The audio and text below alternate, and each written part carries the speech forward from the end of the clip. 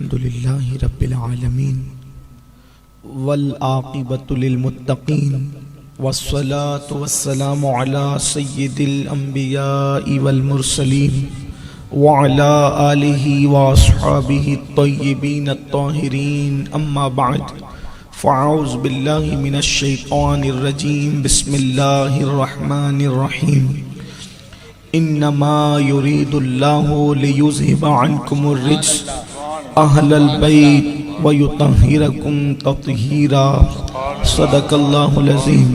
गौसे आज़म बमने बेसरो सामा मददे क़िबले दी मददे काबे ईमा मददे इंतज़ारे करमे तुस्तमने ऐनी राए खुदा जुओ खुदा बीनो खुदा दा मददे बगिरदा बे बला उफ्तादा कश्ती ज़ईफ़ानो शकिस्ता रात पुश्ती बहक के ख्वाजे उस्मान हारून मदद कुन या मोइनुद्दीन चिश्ती मदद कुन या मोइनुद्दीन चिश्ती मदद कुन या मोइनुद्दीन चिश्ती।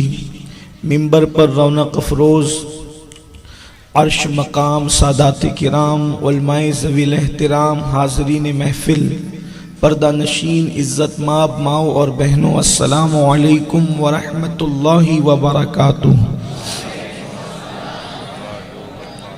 इंतहाई एहतराम व अक़ीदत के साथ अपने और सारी कायनात के मरकज़ अक़ीदत अनीसे बेकसां चारसाज़े दर्दमंदां हम गरीबों के गमगुसार हम फ़कीरों की सरवत शहर यार इरम ताजदार हरम नौबहार शफ़ाअत शब असरा के दूल्हा नौशे बज़्म जन्नत दानाए सुबुल मौलाए कुल ख़त्मुर रुसुल खुसरवे खूबा सयाह लामका वजह कुन फ़का दुर्रिल्लाहिल मकनून सिर्रिल्लाहिल मखज़ून आलिम मा काना व मा यकून आबो गिले अंबिया जानो दिले अस्फिया मतले हर सआदत मक्ते हर सियादत खुलासे कायनात फ़ख्र मौजूदात हुजूर अहमदे मुजतबा मुहम्मद मुस्तफ़ा अरवाह नाफिदा सल्लल्लाहु तआला अलैहि व आलिहि व सहबिही व बारक व सल्लमा की बारगाह बेकस पनाह में जिस तरीक़े से पढ़ाऊँ बुलंद आवाज़ से मेरे साथ मिलकर पढ़ें। अस्सलातु वस्सलामु अलैका या रसूल अल्लाह, अस्सलातु वस्सलामु अलैका या नबी अल्लाह। आवाज़ और बुलंद हो जाए, जितना बड़ा मजमे आवाज़ भी उतनी बुलंद हो जाए। अस्सलातु वस्सलामु अलैका या नबी अल्लाह, अस्सलातु वस्सलामु अलैका या हबीब अल्लाह व अला आलिका व अस्हाबिका या नूर अल्लाह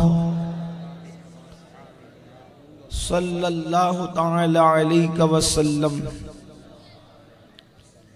ज़र्रे झड़कर तेरी पैज़ारों के, ज़र्रे झड़कर तेरी पैज़ारों के ताजे सर बनते हैं सैयारों के, ताजे सर बनते हैं सैयारों के। और हमसे चोरों पे जो फरमाए करम, हमसे चोरों पे जो फरमाए करम खिलते ज़र बने पुश्तारों के, खिलते ज़र बने पुश्तारों के। और तन मन धन तेरे कदम पर वारे, तन मन धन तेरे कदम पर वारे। क्या नसीबें हैं तेरे यारों के, क्या नसीबें हैं तेरे यारों के। और सिद्क़ अदलो करमो हिम्मत में, सिद्क़ अदलो करमो हिम्मत में चार सू शोहरे हैं इन चारों के, चार सू शोहरे हैं इन चारों के। और बहरे तस्लीम अली मैदान में, बहरे तस्लीम अली मैदान में सर झुके रहते हैं तलवारों के, सर झुके रहते हैं तलवारों के। और कैसे आकाओं का बंदा हूँ रज़ाब, कैसे आकाओं का बंदा हूँ रजा, बोल बाले मेरी सरकारों के, बोल बाले मेरी सरकारों के। आज की ये महफिल हमारे सैयद पीर मुश्ताक बापू के यहाँ उनके शहजादे और उनकी दुख्तरे नेक अख्तर के अक़्द मसऊद के मौके पर इनेकात पसीर है। और बापू ने मुझे ये हुक्म दिया है कि आज की महफिल में आपको पंजतन पाक के फ़ज़ाइल पढ़ने का शरफ हासिल करना है। सुभान अल्लाह। शादी और निकाह की तकरीब का मौका है और हुक्म है कि मैं पंजतन पाक के फ़ज़ाइल आप लोगों को पढ़कर सुनाऊं और अपना सोया हुआ मुक़द्दर भी जगाऊं, और ये शरफ अल्लाह आपके नसीबे में भी अता फरमाए, आमीन। मेरे प्यारे आका सल्लल्लाहु अलैहि वसल्लम के प्यारे दीवानों, यहाँ पर बड़ी तादाद में अर्श मकाम सादात किराम भी मौजूद हैं, उलमाए किराम भी मौजूद हैं। अखलाकी फरीज़ा और अहले सुन्नत का कदीम दस्तूर है कि जब बड़े बुजुर्ग मौजूद हों तो उनके नाम बनाम गुफ्तगू के आगाज़ में हुसूल बरकत के लिए ज़िक्र किए जाने चाहिए, लेकिन इतने सादात मौजूद हैं कि पहले ही ताख़ीर हो गई। अगर मैं सब के नाम लूँ तो फिर मज़ीद ताख़ीर होगी, लेकिन सब इन शहजादों की नज़र मैं एक दो शेर करता हूँ कि इन शहजादों की शान क्या है। ये नाम के मोहताज नहीं है, तारीफ के मोहताज नहीं, आले मोहम्मद तारीफ के मोहताज नहीं, आले मोहम्मद फूलों को कभी इत्र लगाया नहीं जाता, बेशक फूलों को कभी इत्र लगाया नहीं जाता। और मोहम्मद मुस्तफ़ा के सब बाग के, मोहम्मद मुस्तफ़ा के बाग के सब फूल ऐसे हैं, मोहम्मद मुस्तफ़ा के बाग के सब फूल ऐसे हैं, ये बिन पानी के तर रहते हैं, मुरझाया नहीं करते। बेशक, ये बिन पानी के तर रहते हैं, मुरझाया नहीं करते। और ये बज़्म मैं है जामे जम नहीं, ये बज़्म मैं है जामे जम नहीं, यहाँ कोई किसी से कम नहीं। शिकारे माह के तस्खीर आफताब करूं, किसे मैं तर्क करूं, किसका इंतखाब करूं। अब मैं गुफ्तगू का आगाज कर रहा हूं, और अब आपको अगर जगह नहीं है तो आप पीछे ही बैठें और उलमाए किराम और सादात के लिए आप जगह छोड़ें, आने दें उन्हें। और मेरी गुजारिश है आप सबसे कि अब गुफ्तगू शुरू हो रही है, जो जहाँ है वहीं पर बैठ जाए, रुक जाए। अब अगर आप एक दूसरे को फलांग कर आना चाहेंगे तो शायद मेरे लिए गुफ्तगू करना मुश्किल होगा, और जो लोग पहले आ गए उनके लिए आगे जगह पुर हो गई है। पीछे अब जो आ रहे हैं मुंतज़िमीन से मेरी गुजारिश है कि उन्हें वहीं बैठा दें, और एक बार बुलंद आवाज से आप दुरूद शरीफ पढ़ लें। अल्लाहुम्मा सल्लि अला सय्यिदना नबियना मौलाना मुहम्मद व अस्हाबिही बारिक वसल्लिम सलातुम व सलामन अलैका या रसूल अल्लाह सल्लल्लाहु अलैहि वसल्लम। आप आशिकों की तरह बुलंद आवाज से दुरूद शरीफ पढ़ने, एक मरतबा आवाज आ जाए, अल्लाहुम्मा सल्लि अला सय्यदिना व मौलाना मुहम्मदिन माज़िनिल जूदि वल करम व आलिही व अस्हाबिही व बारिक वसल्लिम सलातुम व सलामन अलैका या रसूल अल्लाह। एक बार और बुलंद आवाज से दुरूद शरीफ पढ़ें आप। सल्लल्लाहु अलैहि नबिय्यिल उम्मी व आलिही सल्लल्लाहु अलैहि वसल्लम सलातुम व सलामन अलैका या रसूल अल्लाह सल्लल्लाहु अलैहि वसल्लम। मेहरबानी करें, अब कोई आगे ना आए और किसी को आगे ना आने दें। अब आप लोग सब एक बार जी लगाएं रसूलुल्लाह की तरफ, और एक बार दुरूद शरीफ हुजूर की तरफ जी लगा करके पढ़ने, अल्लाहुम्मा सल्लि अला सय्यदिना व मौलाना मुहम्मदिन मादिनिल जूदि वल करम व आलिही व अस्हाबिही व बारिक वसल्लिम सलातुम व सलामन अलैका या जद्दल हसन वल हुसैन। मेरे प्यारे आका सल्लल्लाहु अलैहि वसल्लम के प्यारे दीवानों, अल्लाह तबारक व तआला ने इंसान के सीने में धड़कता हुआ दिल रखा है, और इस दिल की खुसूसियत ये है कि वो दिल किसी से प्यार करना चाहता है, वो दिल किसी से मोहब्बत करना चाहता है, वो दिल किसी से उल्फत करना चाहता है। याद रखें कि अगर इस दिल के अंदर आप जायज मोहब्बत नहीं डालोगे तो ये दिल नाजायज मोहब्बत का शिकार हो जाएगा। दुनिया का दस्तूर है कि आप किसी भी चीज की कोई फितरत हो और अगर उसकी फितरत के मुताबिक उसको ग़िज़ा न मिले तो वह गैर फितरी तौर पर जाता है। जैसे मिसाल के तौर पर पानी की फितरत में बहना है, पानी की फितरत में बहना है, अब आप उसको बहने के लिए रास्ता दे दें तो वो फितरी तौर पर बहेगा, लेकिन फितरी तौर पर बहने से फायदा ये होगा कि फिर उससे लोग पिएंगे पानी, उससे जो है वो खेतियां जो है वो सैराब होगी और खेतियों को फिर फलने फूलने का मौका मिलेगा, यही है। लेकिन अगर आप उसको रोक लगा दें और उस पानी को आप बहने के लिए रास्ता न दें तो वो अपना रास्ता फिर नाजायज तौर पे खुद ही बनाएगा, कभी दाएं से निकलेगा, कभी बाएं से निकलेगा, कभी आगे से निकलेगा, कभी पीछे से निकलेगा और वो बस्तियों को वीरान कर देगा।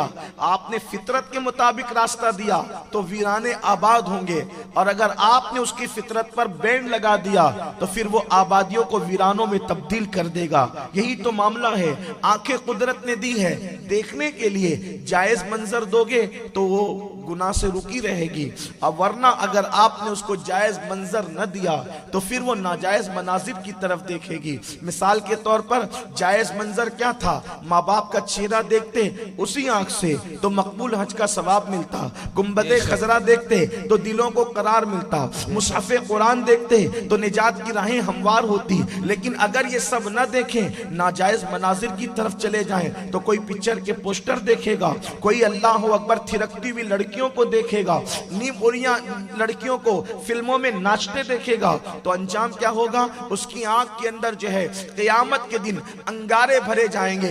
देखो आंख वही है, माँ को देखा मकबूल हज का सवाब मिला, लड़कियों को नाचते देखा, नीम उड़िया देखा, आधी नंगी लड़कियां नाचते देखा, तो उसकी आंखों में आंख भरी जा रही है। आंख आंख ही है, देखना देखना ही है। फर्क कितना है जायज और नाजायज का। मेरे आका अलैहिस्सलाम के प्यारे दीवानों, ऐसे ये कान है, कान सुनने के लिए दिए हैं। इस कान से अगर तिलावत सुनो तो राहे निजात हमवार होती है, और इसी कान से अगर मुआज़ल्लाह आप जो है गाने सुनेंगे तो हदीस पाक में आया म्यूजिक सुनने वालों के कान में शीशा पिघला करके डाला जाएगा। अगर आपके बात समझ में आ गई तो कान अल्लाह ने दिए, आंख अल्लाह ने दी, जबान अल्लाह ने दी, ये सब कुछ अल्लाह ने दिए और इसका इस्तेमाल दिया। लेकिन इस्तेमाल फितरी तौर पे करोगे तो जन्नत की तरफ जाओगे, गैर फितरी तौर पे करोगे तो जहन्नम की तरफ जाओगे। अब अल्लाह ने दिल दिया है, जैसे आंख का काम देखना है, जैसे कान का काम सुनना है, जैसे जबान का काम बोलना है, वैसे दिल का काम है किसी से प्यार करना, किसी से मोहब्बत करना, किसी से उल्फत करना। अल्लाह अकबर, खुदा अगर दिल देकर ऐसे ही छोड़ देता तो कोई कुत्ते से प्यार करता, कोई बिल्लियों से प्यार करता, कोई गुनाहों से प्यार करता, कोई ज़िना के अड्डों से प्यार करता, कोई शराब के अड्डों से प्यार करता, कोई जराइम के अड्डों से प्यार करता। बोलो ये सब होता कि नहीं होता?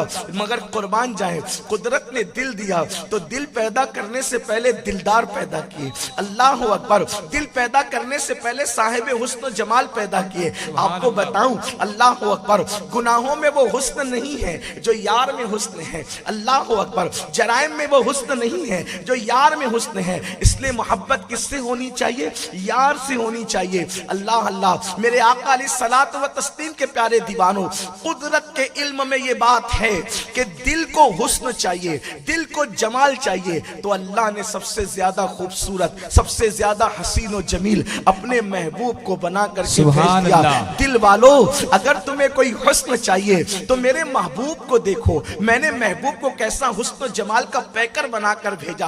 आपने पंजतन के फजाइल पढ़ने का हुक्म दिया। मैं आगाज करता हूँ मुस्तफा जाने रहमत सल्लल्लाहु अलैहि वसल्लम की जिंदगी से। अल्लाह अल्लाह, ये मोहब्बत अगर करनी है तो अल्लाह के रसूल फरमाते हैं अपने बच्चों को 3 चीजें सिखाओ। ये अल्लाह के रसूल फरमा रहे हैं अपने बच्चों को 3 चीजें सिखाओ। यानी अपने बच्चे को केजी में डालने से पहले, अपने बच्चे को नर्सरी में डालने से पहले, अपने बच्चे को मदरसे में डालने से पहले, अपने बच्चे को स्कूल और कॉलेज में डालने से पहले अगर सिखाना है तो पहले 3 बातें सिखाओ। अल्लाह के रसूल फरमाते हैं सबसे पहले अपने नबी की मोहब्बत सिखाओ, उसके बाद नबी की अहले बैत की मोहब्बत सिखाओ, उसके बाद कुरान की तालीम सिखाओ। पता चला आका ने 3 बातें सिखाने का हुक्म दिया। ऐ माँ बाप बनने वालों, तुम्हारे घर औलाद पैदा हो और तुम अपनी औलाद को अपने लिए निजात का जरिया बनाना चाहते हो तो पहले सब सिखाने से पहले 3 बातें सिखाओ। बाप दादा बाद में सिखाओ, पहले नबी और आले नबी की मोहब्बत सिखाओ। स्कूल कॉलेज बाद में सिखाओ, पहले नबी और आले नबी की मोहब्बत सिखाओ।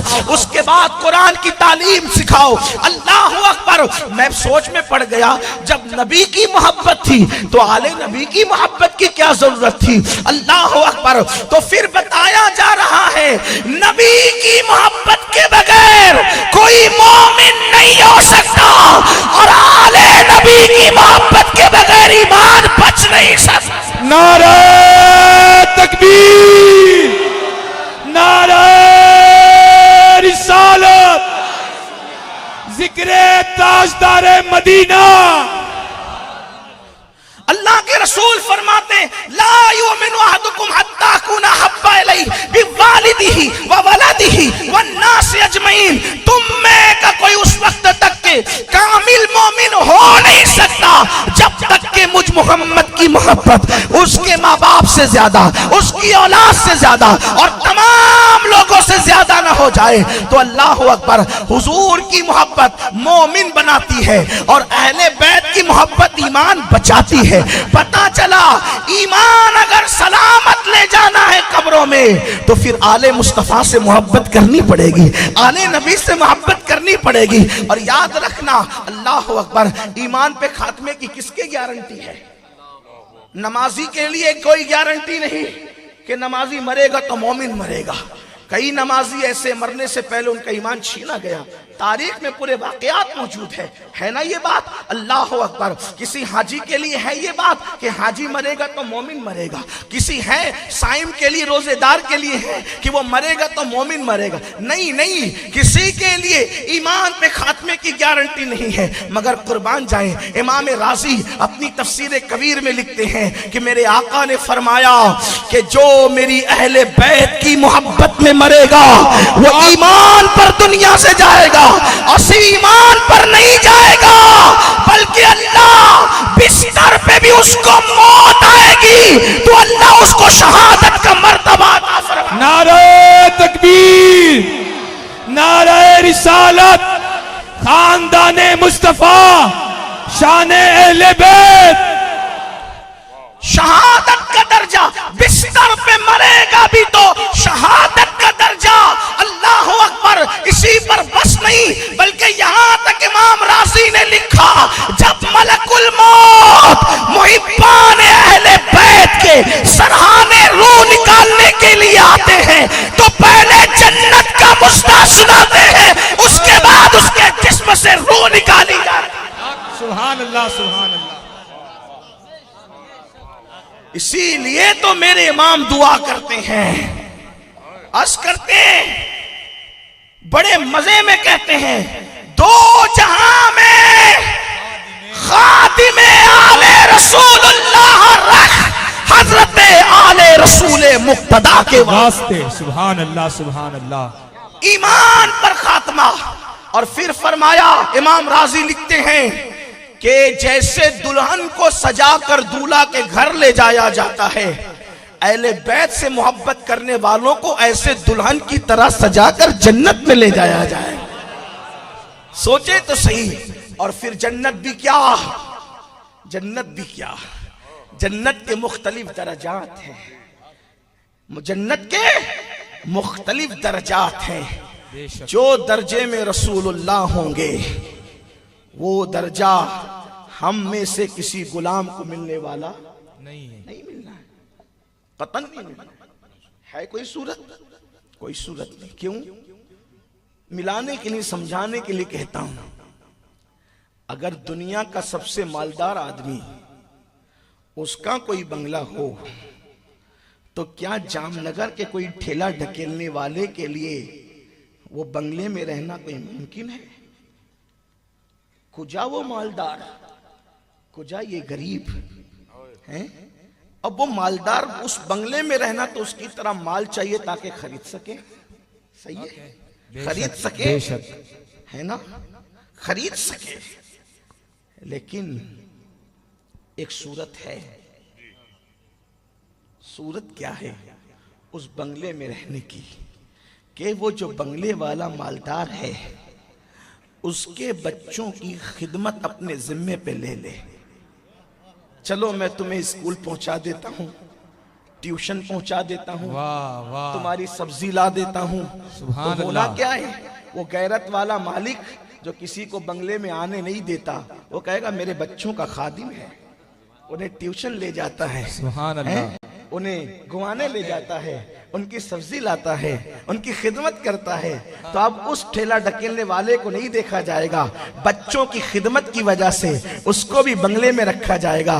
बिला तमसील मेरे आका इरशाद फरमाते हैं, जो मुझसे और मेरी आल से मोहब्बत करेगा, जिस दर्जे में मैं मोहम्मद रहूंगा उसी दर्जे में उनको भी जन्नत में लाया। सुभान अल्लाह, सुभान अल्लाह, सुभान अल्लाह। सोचो तो जन्नत भी मिल रही तो कौन सी जन्नत, जन्नत मिल रही तो कौन सी जन्नत। अल्लाह अकबर, ये है हुजूर की आले पाक की मोहब्बत। लेकिन मैं पंजतन पाक को पढ़ने से पहले बात निकल आई है, एक बात जरूर कहना चाहता हूं। अहले बैत की मोहब्बत का मतलब कतअन ये नहीं कि आप सहाबा की गुस्ताखियों के लिए भौंकना शुरू कर रहे हैं। जुमले सख्त हो तो माफ करें।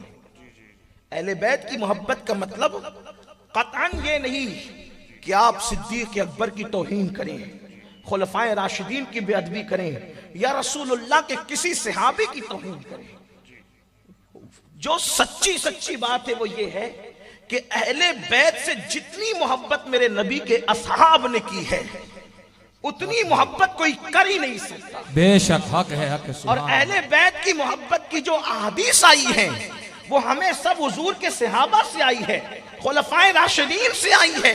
इसलिए उन्होंने देखा रसूलुल्लाह को मोहब्बत करते हुए और उन्होंने सच्चे दिल से मोहब्बत की। यही हम अहले सुन्नत का अकीदा है। और याद रखना, जो सहाबा की गुस्ताखी करके मोहब्बत अहले बैत का दावा करता है वो मक्कार सियासत कर रहा है, वो मोहब्बत नहीं कर रहा है, वो मक्र फरेब कर रहा है। वल्लाह, जहां तक सिद्दीक अकबर की बात है तो पूरी उम्मत का सबसे बड़ा आशिक रसूल अगर हम किसी को मानते हैं तो अफजलुल बशर बादल अंबिया की तहकीक सैयदना अबू बकर सिद्दीक को मानते हैं। क्योंकि मेरे रसूल ने फरमाया, सारी उम्मत का ईमान एक पल्ले में रखा जाए और अबू बकर का ईमान एक पल्ले में रखा जाए तो सबके ईमान पर अबू बकर सिद्दीक का ईमान भारी हो। नारे तहकीक, हक चार यार। उन्होंने देखा रसूलुल्लाह को मोहब्बत करते हुए और उन्होंने किया।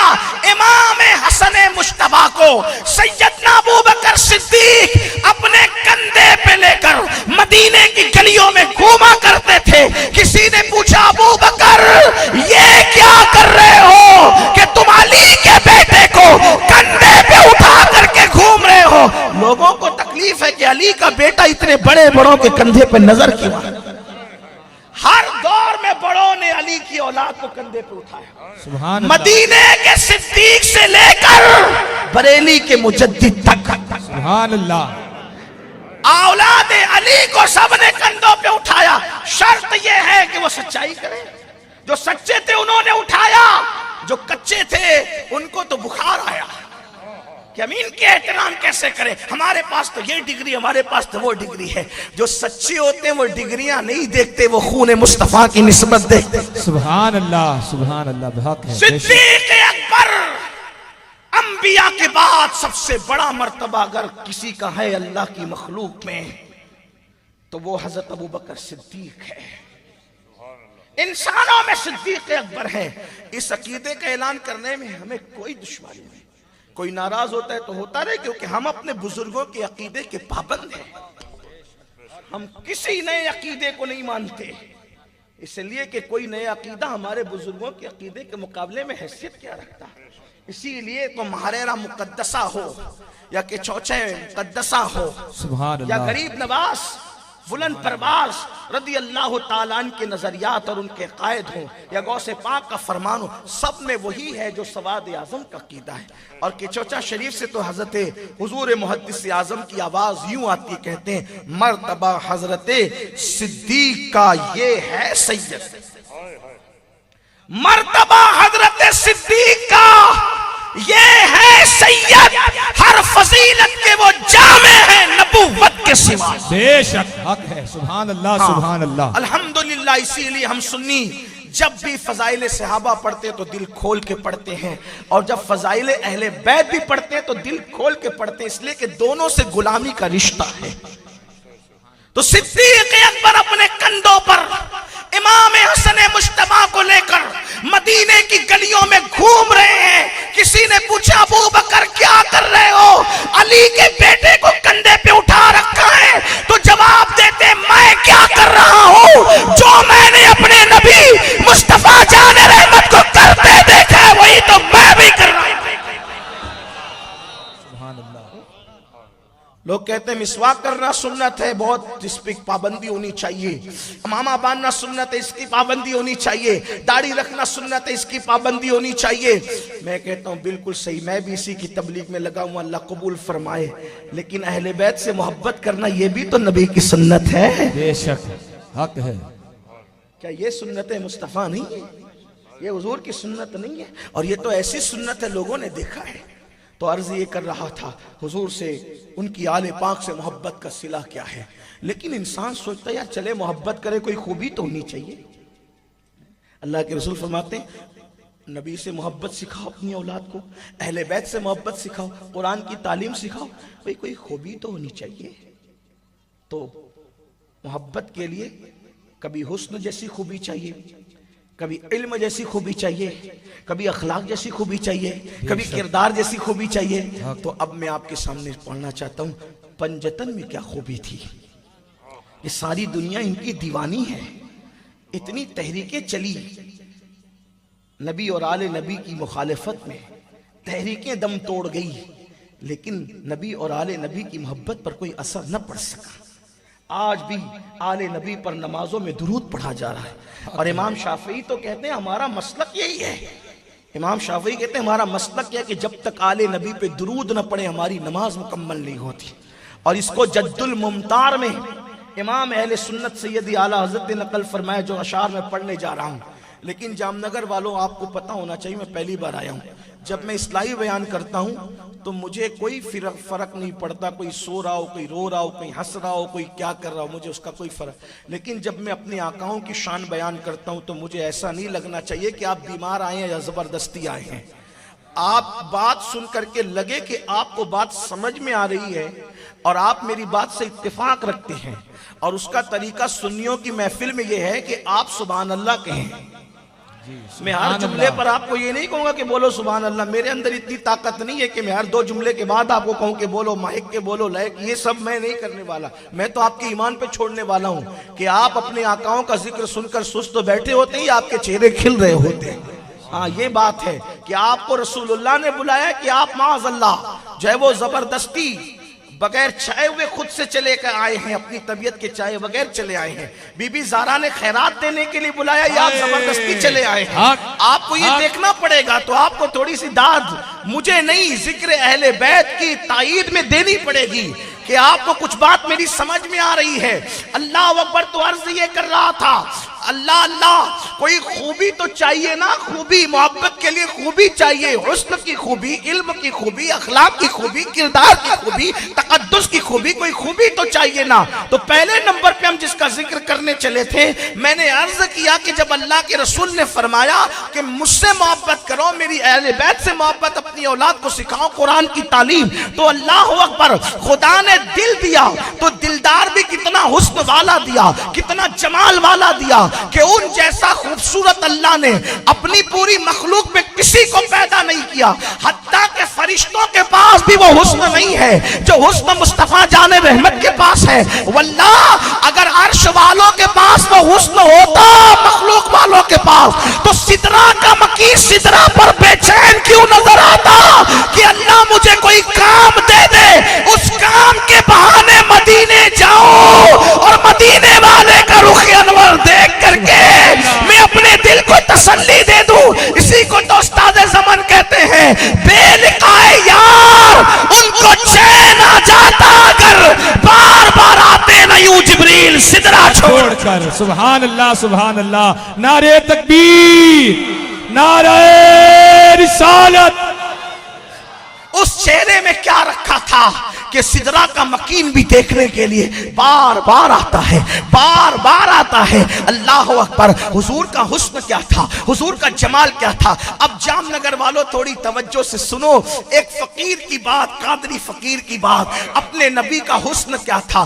कायनात में कोई ऐसा हुस्न वाला नहीं जो हुस्न अल्लाह ने महबूब को दिया। देखो कोई कितना भी खूबसूरत होता है ना, कितना भी हसीन और जमील होता है ना, तो उसमें कुछ ना कुछ ऐब होते हैं। मिसाल के तौर पे उसका पसीना निकलता है तो पसीने में कुछ बदबू आती है, पसीने में सबके बदबू आती है। अल्लाह अल्लाह, कितना भी खूबसूरत होगा, कम या ज्यादा उसके पसीने में बदबू आएगी। मैंने कई अंग्रेजों के को देखा कि वो इत्र और परफ्यूम का इस्तेमाल बहुत ज्यादा करते हैं, तो मैंने सोचा या अल्लाह, इतनी मेहनत इत्र और परफ्यूम पर क्यों करते हैं। तो बाद में मुझे इसका एहसास हुआ कि वहां पर पसीने की बदबू का कुछ अजीब ही अंदाज है, बड़ी बदतरीन किस्म की बदबू उनके पसीने में आती है।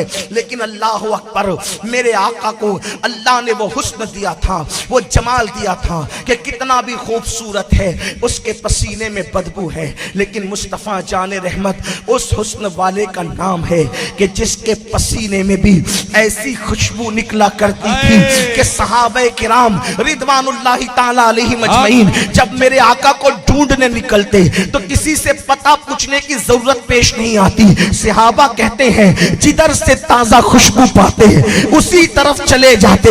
हम अपने नबी को तलाश कर लिया करते थे।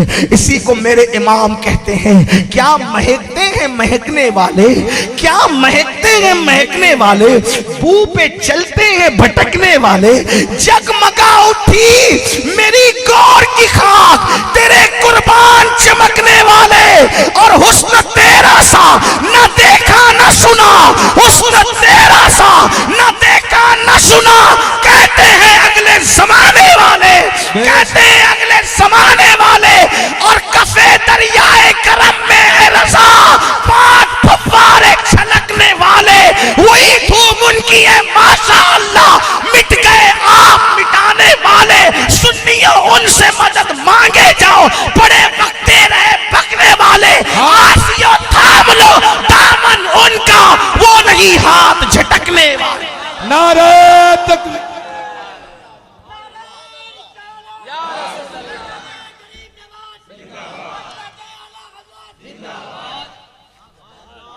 पसीने में खुशबू, और खुशबू भी ऐसी कि अगर किसी को मिल जाए तो मिलने पर वो महके। हाँ, मिलने पर महके। यही तो नुदरत इमाम अहले सुन्नत के कलाम में। इमाम कहते वल्लाह, वल्लाह कसम के लिए आता है, कसम खा कहते वल्लाह जो मिल जाए मेरे गुल का पसीना। मैं हर बात फिर बोल रहा हूं, ये आपको याद नहीं दिलाऊंगा कि बोलो सुभान अल्लाह। मुझे नहीं पता कि जामनगर वाले इतने ठंडे ठंडे से सुनते हैं। हाँ, मुझे नहीं पता था। हालांकि ये इलाके में ऐसा नहीं सुनते लोग, ऐसा नहीं सुनते। जैसे आप बहुत अच्छा सुन रहे हैं लेकिन आपकी कोई आवाज नहीं आती। और हमारे यहाँ मेयार क्या है पता है? सहाबा किराम फरमाते हैं कि जब हमारी महफिलों में मुनाफिक आने लगे, जब हमारी महफिलों में मुनाफिक आने लगे, मुनाफिक का मतलब जिनकी जबान पे कुछ और उनके दिल में कुछ। हाँ, क्योंकि महफिलों में तो कोई पाबंदी होती नहीं, ना हमारी महफिल में है ना उनकी महफिल में है ना। तो कहते हैं जब मुनाफिक आने लगे कि जबान पे कुछ दिल में कुछ था, तो हम सोचते थे कि राज की बात करें तो कैसे करें, क्योंकि अब मुनाफिक भी घुसने लगे हैं। तो फिर हम लोग क्या करते थे, मुनाफिक को और मोमिन को पहचानने के लिए जिक्र अली शुरू करते थे। वाह, सुभान अल्लाह, सुभान अल्लाह, सुभान अल्लाह। अली का नाम लेते थे, अली का जिक्र करते थे। अली का नाम सुनकर जिनके चेहरे खिल जाते थे, सुभान, समझ में आ जाता था कि मोमिन है। सुभान और अल्लाह। जिनके चेहरे उतर जाते थे समझ जाते थे कि मुनाफिक है। हक है। यहाँ तो सब मोमिन बैठे हैं अल्हम्दुलिल्लाह। माशाअल्लाह। हाँ तो चेहरे खिले, अल्हम्दुलिल्लाह। शादी का भी मौका है, सेरे के फूल खिले हैं, चेहरे भी खिलने चाहिए। हाँ हिम्मत से बैठिए। जब आपने मुझे उन्वान ही दिया अहले बैत, मैं पढ़ूंगा इंशाल्लाह। हाँ लेकिन कब तक पढ़ूंगा? जब तक आपका साथ रहेगा। और आपका साथ कब तक पता चलेगा? जब तक आप बोलते रहेंगे। सुभान अल्लाह। आप नहीं बोलेंगे तो मुझे ऐसा लगेगा कि आप थक गए। अभी बापू ने फरमाया ना कि मैं थका, मैं बिल्कुल नहीं थका। वजह क्या है? ये तो मेरी रूह की गिज़ा है। जैसे मछली को पानी में करार मिलता है, वैसे हमें इन आकाओं के जिक्र में सुकून और करार मिलता है। वाह सुभान अल्लाह। वल्लाह इनके जिक्र से थकन कैसी, इनके जिक्र से थकन को भी थकन से निजात मिलती है। बेशक हक है। तो अर्ज ये कर रहा था कि इमाम कहते हैं वल्लाह जो मिल जाए, मल जाए नहीं कहा है? एक होता है मलना, है ना, और एक होता है मिलना। सही नहीं समझे? गुजरात में शेर पढ़ना भी बड़ा बड़ा जिहाद है। बेशक हक है। हाँ हाँ। उसकी वजह यह है कि लखनऊ दिल्ली में पढ़ो तो लोग जल्दी समझते हैं ये गुजरात की जमीन है, लेकिन मैं समझता हूँ कि वहां से ज्यादा यहाँ भी समझते हैं। क्यों? इसलिए कि जबान अजनबी है लेकिन जज्बात अजनबी नहीं है। बेशक हक है। सही है। देखो मिल जाना किसको कहते हैं? ये खुशबू है, ये मैंने बापू को दे दी, सोहेल बापू को, मिल गया। क्या फायदा हुआ इनका? क्या फायदा हुआ? कुछ नहीं हुआ। ये जैसे कि वैसे ही रहे, मिली खुशबू। लेकिन अब ये मिलने के साथ ये मलना हुआ तो अल्हम्दुलिल्लाह। हाँ ये हो गया। आसपास वालों को खुशबू आ रही कि नहीं आ रही है? हाँ तो मिलने और मलने में फर्क ये है। अब मेरे इमाम कहते हैं खुशबू मिलने पर कोई फायदा नहीं होता सिवाय माल बढ़ने के, है ना। जब तक मले नहीं तो काम नहीं चलता। लेकिन ये दुनिया की खुशबू है, ये फूलों की खुशबू है, ये इत्र की खुशबू है, ये संदल और मुश्क अंबर की खुशबू है कि मिले तो माल बढ़े कोई फायदा ना हो। लेकिन ये मुस्तफ़ा जान रहमत के पसीने की खुशबू है। होता क्या है? वल्लाह जो मिल जाए मेरे गुल का पसीना, मांगे न कभी इत्र न फिर चाहे दुल्हन फूल। उनकी खुद के पसीने की खुशबू मिले तो दुल्हन न कभी इत्र चाहे न कभी फूल चाहे। यानी मिलने पे दुल्हन महक जाती है और मलने पे क्या होता है? मिलने पे दुल्हन महकती है और अगर मल दे तो उसकी सारी नस्लें महक जाया करती। सुभान अल्लाह सुभान अल्लाह। ये हुजूर की शान है। ऐसे उस्न वाले हमारे हुजूर हैं, ऐसे जमाल वाले हमारे हुजूर हैं। और अल्लाह अल्लाह अगर उनके बालों की बात करूं तो हुजूर की जुल्फें बड़ी हुआ करती थी, कभी कानों तक होती थी, निस्फ कानों तक, कभी कानों की लौ तक होती थी, कभी कंधों को चूमती थी। अल्लाह अल्लाह। मेरे इमाम यहाँ भी फिक्र पेश करते हैं, कहते हैं जब उनकी जुल्फें कानों तक होती थी तो इशारा करती थी, ऐ आसियो घबराना नहीं, तुम्हारी फरियाद कोई सुने न सुने, ये मुस्तफा जाने रहमत के काम तुम्हारी फरियाद सुनने के लिए है। और जब कंधों तक आती थी तो गोया आसियों को इशारा करती थी, गुनहगारों तुम्हारा बोझ कोई उठाए ना उठाए, ये कंधे तुम्हारा बोझ उठाने के लिए काफी है। सुभान अल्लाह सुभान। उनकी जुल्फों में भी इशारे थे। तो बड़ी जुल्फें थी हुजूर की, कभी कंधों तक कभी शानों तक। तो जिसके बाल बड़े होते हैं उसके लिए मसाइल भी बड़े होते हैं। अगर ध्यान न दें तो बाल बिखर जाते हैं, और जब बिखर जाते हैं तो अच्छा वाला आदमी अच्छा नहीं लगता, खूबसूरत आदमी भी अजीब अजीब सा लगता है। बल्कि आपको अगर मैं अपने ज़ौक़ के मुताबिक बताऊं, शोरा और उदबा के मुताबिक बताऊं, तो आपको पता चलेगा कि आदमी के अगर बाल संवरे तो ऐसा लगता है कि चलो ठीक ठाक शरीफ आदमी है। लेकिन नींद से उठ करके अगर नींद में उसके बाल बिखर जाए तो ऐसा लगता है जैसे किसी चिड़िया के घोंसले पर किसी बाज ने हमला कर दिया है। ऐसा लगता है कि नहीं? खूबसूरत आदमी भी बड़ा अजीब अजीब लगता है। नींद से उठने के बाद सोने का असर सब पे लगता है, नींद से उठने के बाद आंखों पर नींद का असर सब पे लगता है। कभी नींद में के अंदर आंख में कीचड़ आ जाता है, कभी आंखों पर मलाल आ जाता है, कभी चेहरा उतरा उतरा होता है, आवाज पे भी असर होता है। लोग नींद से उठने के बाद देखो बोलते बीमार है हजरत। नहीं भाई बीमार नहीं, अभी सो के उठा हूं, यानी चेहरे पे असर लगता है। मगर मेरे नबी का हुस्न वो था, मेरे नबी का जमाल वो था। हुजूर जब सो करके उठा करते थे, हुजूर जब नींद से बेदार हुआ करते थे, तो मेरे आका पर नींद का असर कभी चेहरे से जाहिर नहीं होता था, बल्कि नींद से उठते थे तो ऐसा लगता था जैसे किसी ने आंखों में सुरमा लगाकर जुल्फों को संवार करके मेरे आका को दूल्हे की तरह तैयार कर दिया हो। और सोने में नींद की हालत में भी, नींद की हालत में भी सुनियो, मेरे नबी की जुल्फे कभी बिखरा नहीं करती थी। हुजूर की जुल्फे कभी नींद में भी नहीं बिखरी। मेरे इमाम उसका राज यूं बयान करते हैं, कहते हैं अल्लाह अकबर, यूं फरमाते हैं, शान है पंजे कुदरत, हुजूर की जुल्फे क्यों नहीं बिखरी? तो कहते हैं शान है पंजे कुदरत, तेरे बालों के लिए कैसे हाथों ने संवारे हैं। तुम्हारे गेसू, किसी के गेसू मां संवारती है, किसी के गेसू बाप संवारता है, किसी के गेसू भाई संवारता है, लेकिन मेरे नबी के गेसू वो थे जिसको दस्ते कुदरत ने संवारे थे, जो कभी बिखरा ही नहीं करते थे।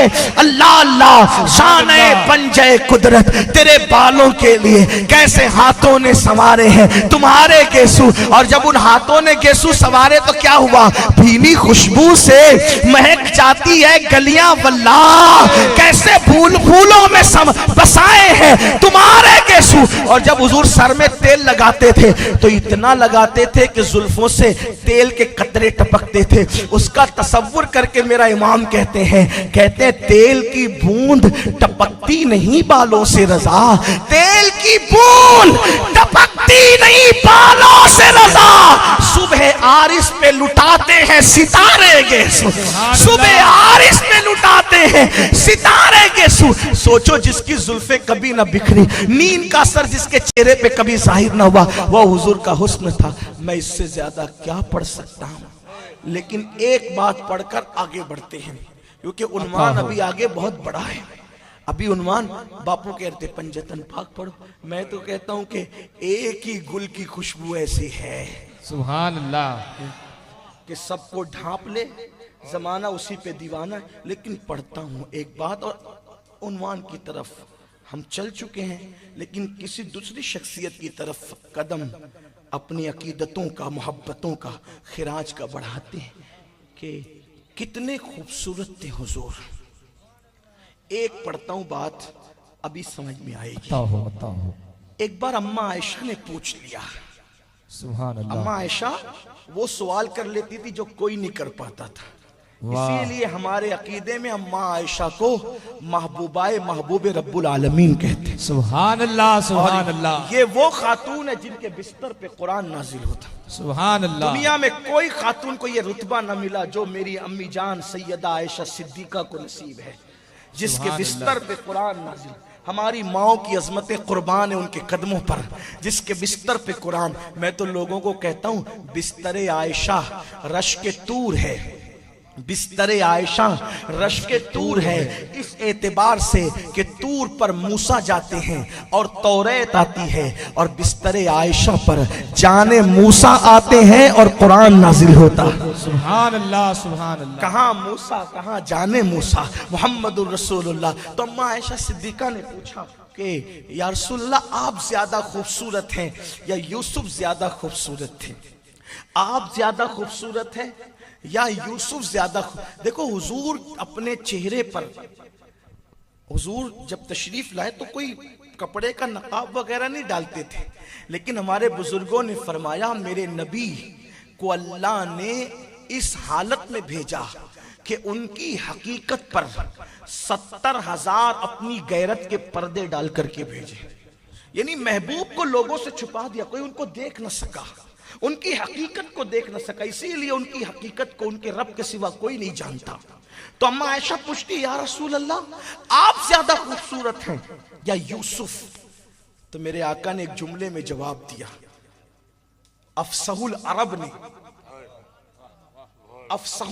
ने जवाब दिया, आयशा मेरे हुस्न में नमक है, नमक। सुभान अल्लाह। आयशा देखो जवाब का अंदाज देखिए, मेरे हुस्न में नमक है। आयशा मेरे हुस्न में, मिल के बोले आयशा मेरे हुस्न में नमक है, नमक है। क्या समझे, क्या मतलब? आओ देखो, इसके दो मतलब लिए जा सकते हैं। नंबर एक, नमक है का मतलब समझाने के लिए, मिलाने के लिए। जामनगर में आपने मुझे बुलाया, जामनगर वालों ने बहुत मोहब्बत दी, बहुत प्यार दिया, इंशाल्लाह बहुत दिनों तक आपका ये प्यार याद रहेगा।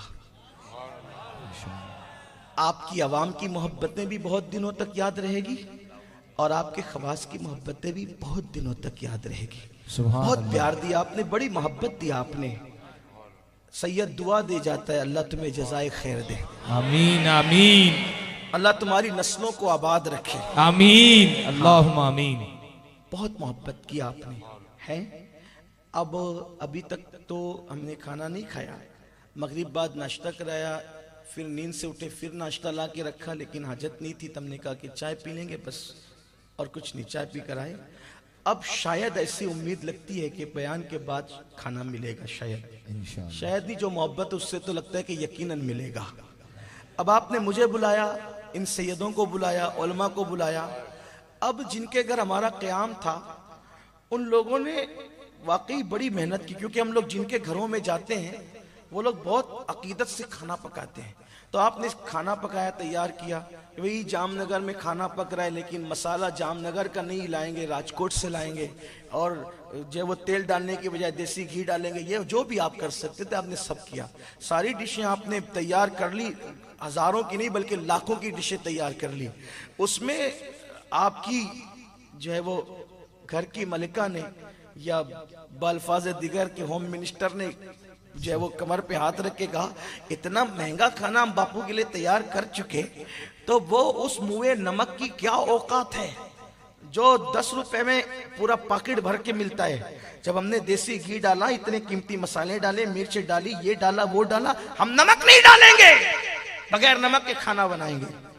बना खाना दस्तरखान पे आया, मुंह में लुकमा गया। सब शरीफ लोग खाने आए थे, मुंह से तो कुछ न कहा, एक दूसरे को इशारा करने लगे, क्या नमक नहीं है? वाह वाह, है ना? बोलो होता है कि नहीं? नमक नहीं है। अरे घी ना हो तो लोगों को एहसास नहीं होता कि है कि नहीं, तेल ना हो एहसास नहीं होता है कि नहीं, क्योंकि इन चीजों का ऑल्टरनेट मौजूद है। इनकी कमी कोई ना कोई पूरी कर देता है। तेल की कमी घी पूरी करेगा, घी की तेल करेगा, दोनों ना हो तो चर्बी पूरी कर देगी।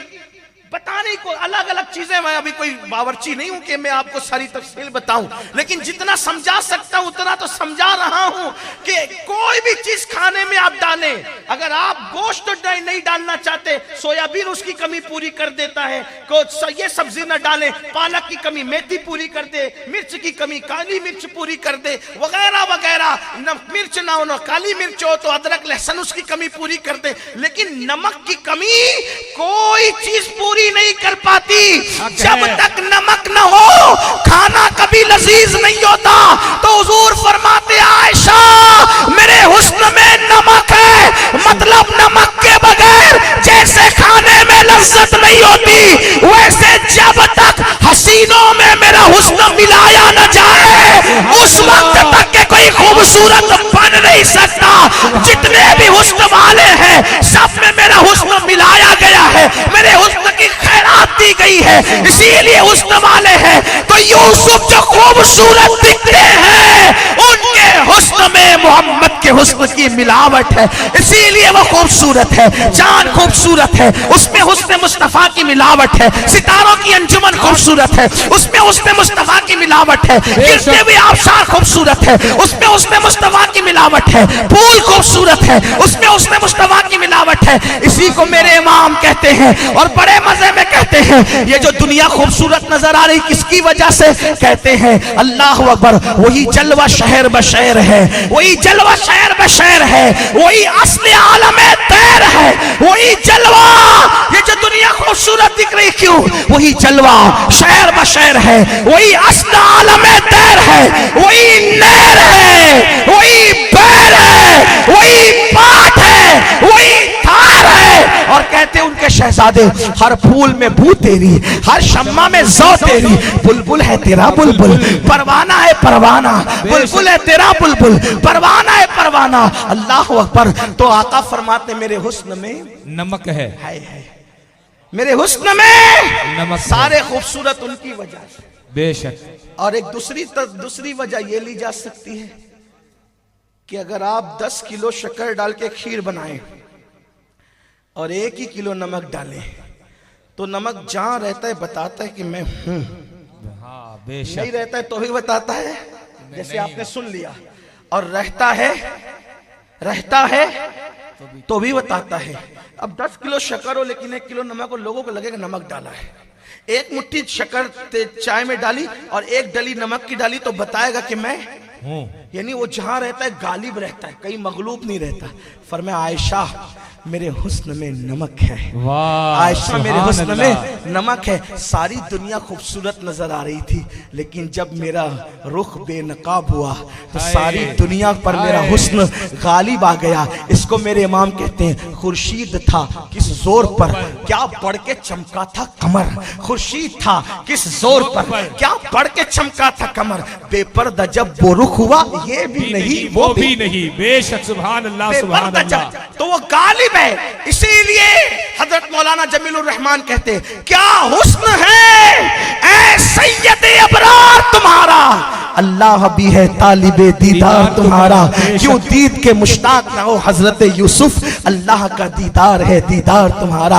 हमारे आका ऐसे खूबसूरत थे, उनके अखलाक खुल के अजीम, उनका किरदार बेमिसाल, उनका इल्म सबसे ज्यादा। कुरान कहता है वअल्लमका मा लम तकुन तालम व काना फज़लुल्लाहि अलैका अज़ीमा। उनके इल्म के बारे में कुरान कहता है अल्लमहु शदीदुल कुवा। उनके बारे में कुरान कहता है इल्म के बारे में अर्रहमानु अल्लमल कुरान। अल्लाहु अकबर। उनके इल्म का हाल ये है कि सबसे ज्यादा इल्म उनको दिया, हुस्न भी ज्यादा उनको दिया, इल्म भी ज्यादा उनको दिया, तकवा भी ज्यादा उनको दिया, खशियत भी ज्यादा उनको दिया, सारी नेमतें दी। यहां तक फरमा दिया इन्ना आतैना कल कौसर, ऐ महबूब हमने आपको सारी कसरतें अता की, हर चीज कसरत से अता की। क्यों? इसलिए कि हम तो देने वाले हैं, लेकिन लेने वाले में उतना ज़र्फ भी तो चाहिए। कोई तकसीम करने बैठा है, कोई हाथ में ले तो उसको उतना मिलेगा, कोई कटोरे में ले तो उसको उतना मिलेगा, कोई बड़े बर्तन में ले तो उसको मिलेगा, और अगर कोई ड्रम के ड्रम लेकर के आए तो उसको उतना मिलेगा। तो नादान किसी को इतनी बड़ी झोली ही नहीं दी कि वो अपने दामन में इतनी नेमतें समेट सके।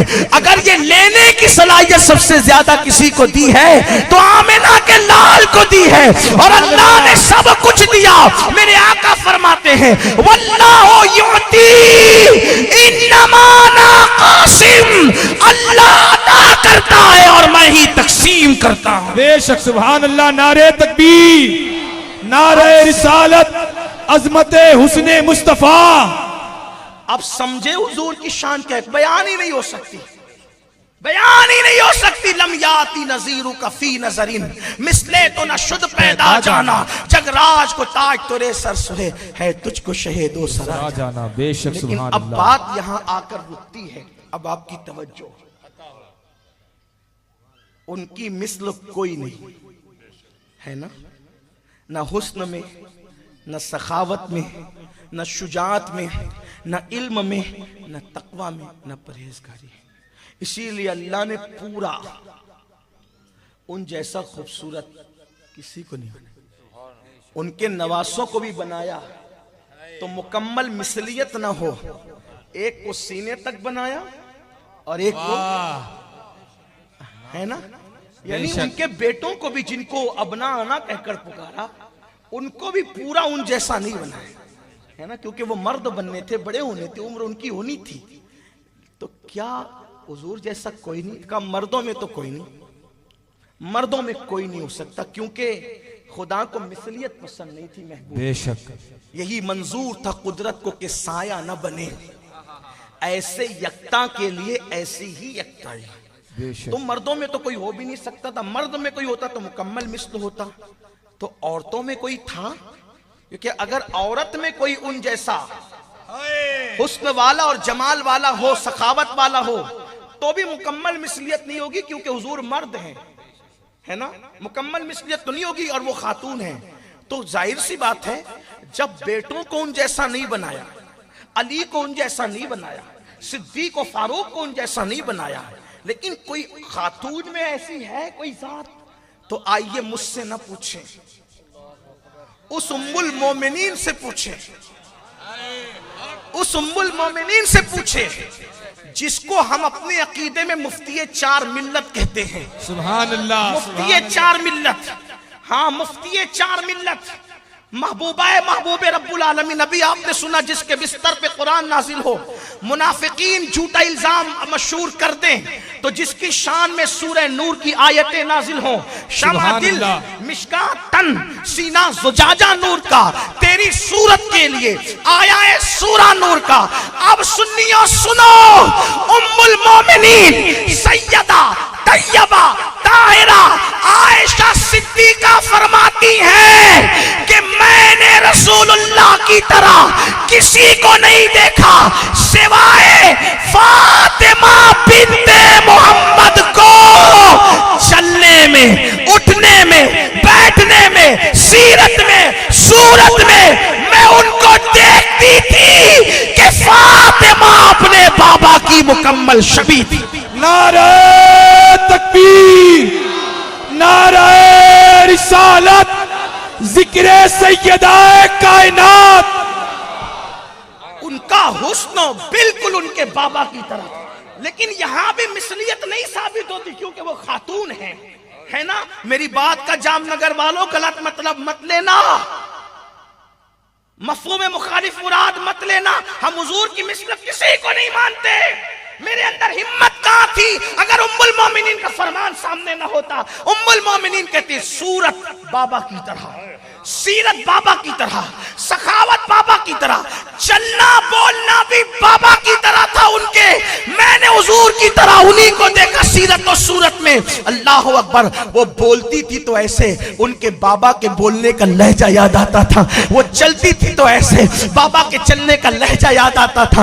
उनकी सखावत से उनके बाबा की सखावत याद आती थी। कैसी सखावत थी, अल्लाह अल्लाह, वो कैसी सखी थी, अल्लाह अल्लाह। एक मर्तबा अल्लाह अकबर, एक मर्तबा अल्लाह अकबर, एक साइल आता है और साइल आता, अब जरा तवज्जो से सुनना, एक साइल आता है और आने के बाद कहता है ये ए मोहम्मद अरबी, मुसलमान नहीं, मुझे भूख लगी है, मुझे खाना खिलाइए।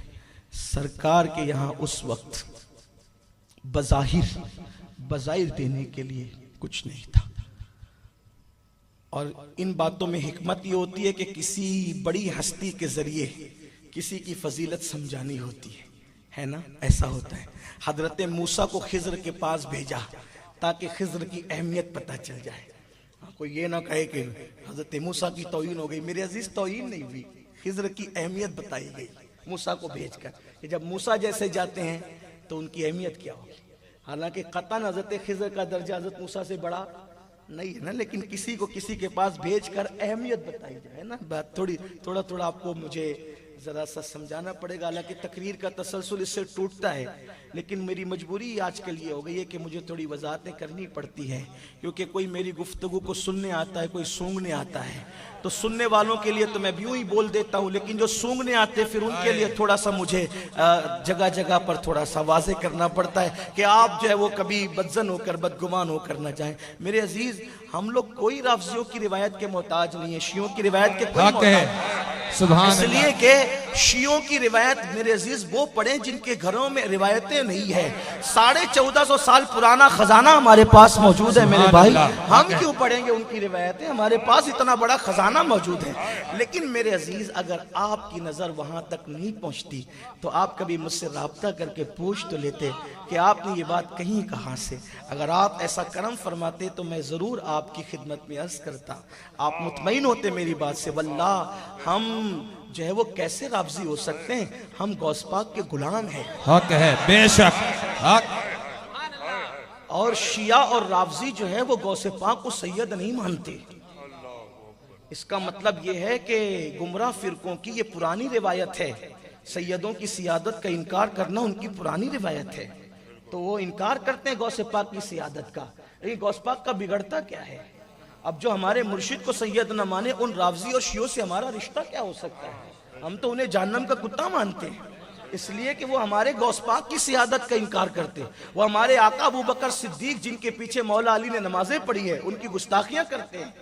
हमारा अकीदा ये, हम सुन्नी हैं अल्हम्दुलिल्लाह, और सुन्नी ही हैं अल्हम्दुलिल्लाह। और फिक्र रजा हमारे लिए रहनुमा उसूल है।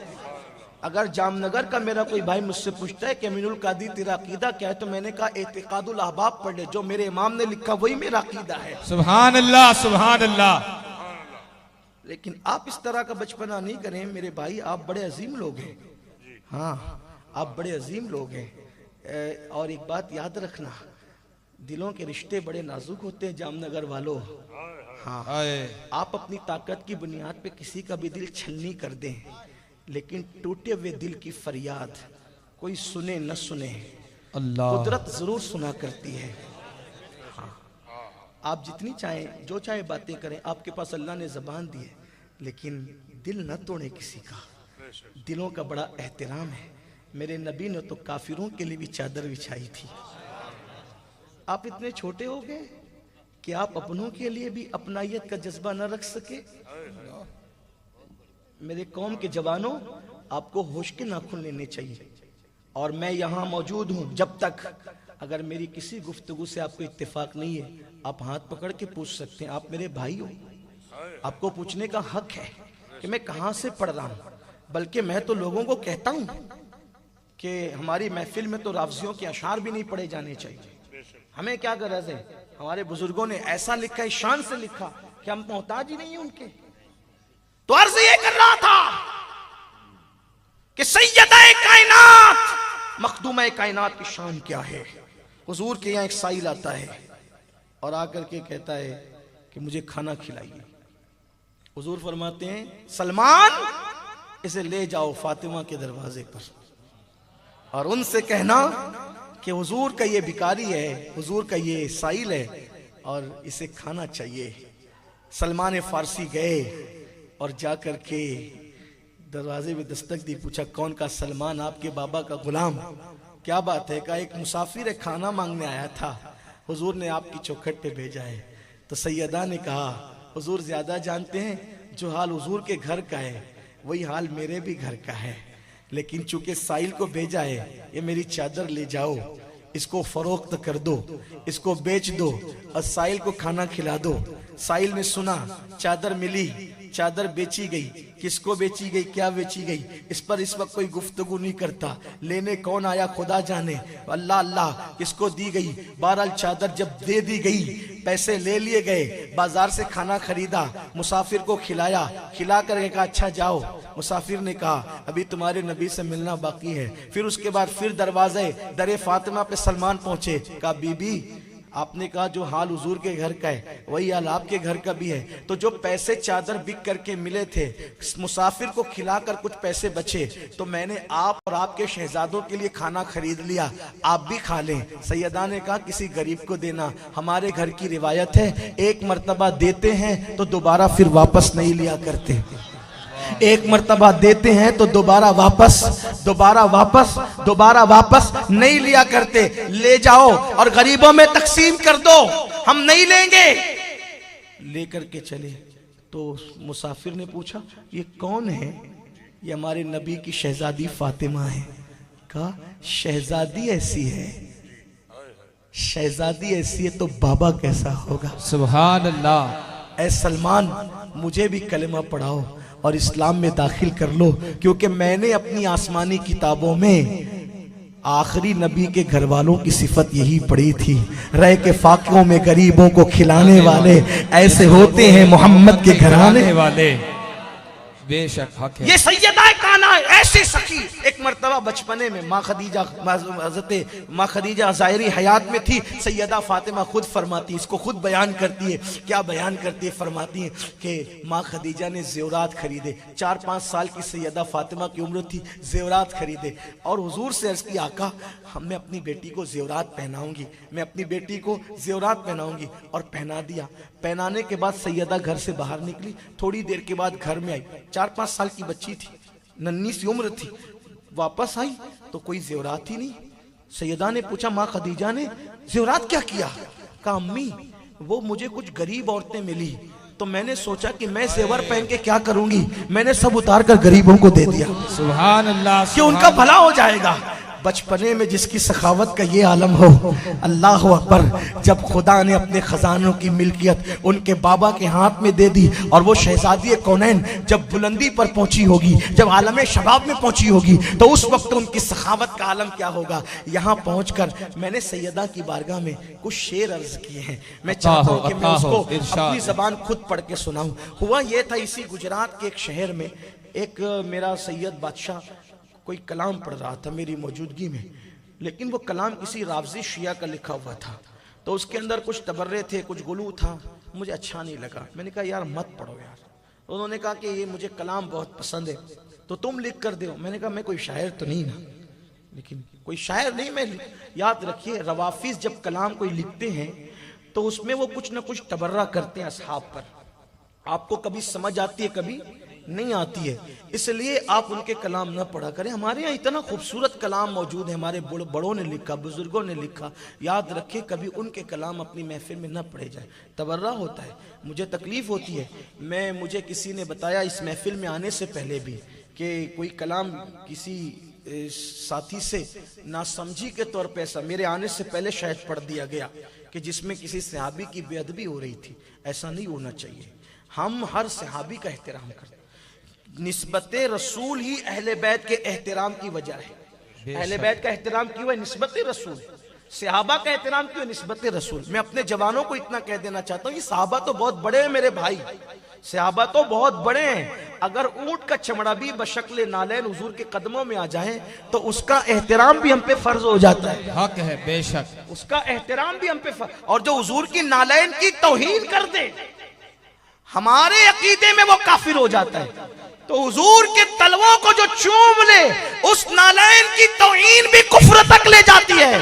तो वो सहाबा जिन्होंने हुजूर के पीछे नमाजें पढ़ी हो, हुजूर के साथ साथ पीछे पीछे चले हो, हुजूर पे जान माल कुर्बान किया हो, हर सहाबी का एहतराम हम पे फर्ज है। खुदा के लिए गलती ना कीजिएगा। तो सैयदा कायनात की सखावत, मैंने हालांकि एक शेर उसमें अपनी कलाम में शामिल किया है, क्योंकि वो कलाम में जो वही मिसरा जो है वो जाने कलाम था, तो मैंने अर्ज किया ये कोई बुरी बात भी नहीं है, क्योंकि वो चीज मुझे अच्छी लगी तो मैंने लिया, हमारे अकीदे के मुताबिक थी। तो मैं अर्ज करूंगा, एक कलाम पढ़ा जाता है, तू बड़ी सखी है फातिमा। तो उसमें जो चूंकि ये लिखा हुआ जो है वो असल जो कलाम है किसी राफजी का है, और उसमें जो है वो मौलाए कायनात की भी तौहीन है, उसके अंदर कलमे ला इलाहा की भी तौहीन है। मैंने सोचा लोग इससे बचें, तो अर्ज किया है, मैंने अर्ज किया था, इस पर कोई शायर नहीं हूं, लेकिन बीबी पाक की जो है वो खैरात लेने के लिए तो, और अक्सर अहदीस को सामने रखा है, बुजुर्गों के नजरियात को सामने रखा है, और अर्ज किया है कि बुद आए नबी है फातिमा, खुद आए नबी है फातिमा, नबी के जिगर का टुकड़ा है। खुद आए नबी है फातिमा, ज़ौजे अली है फातिमा।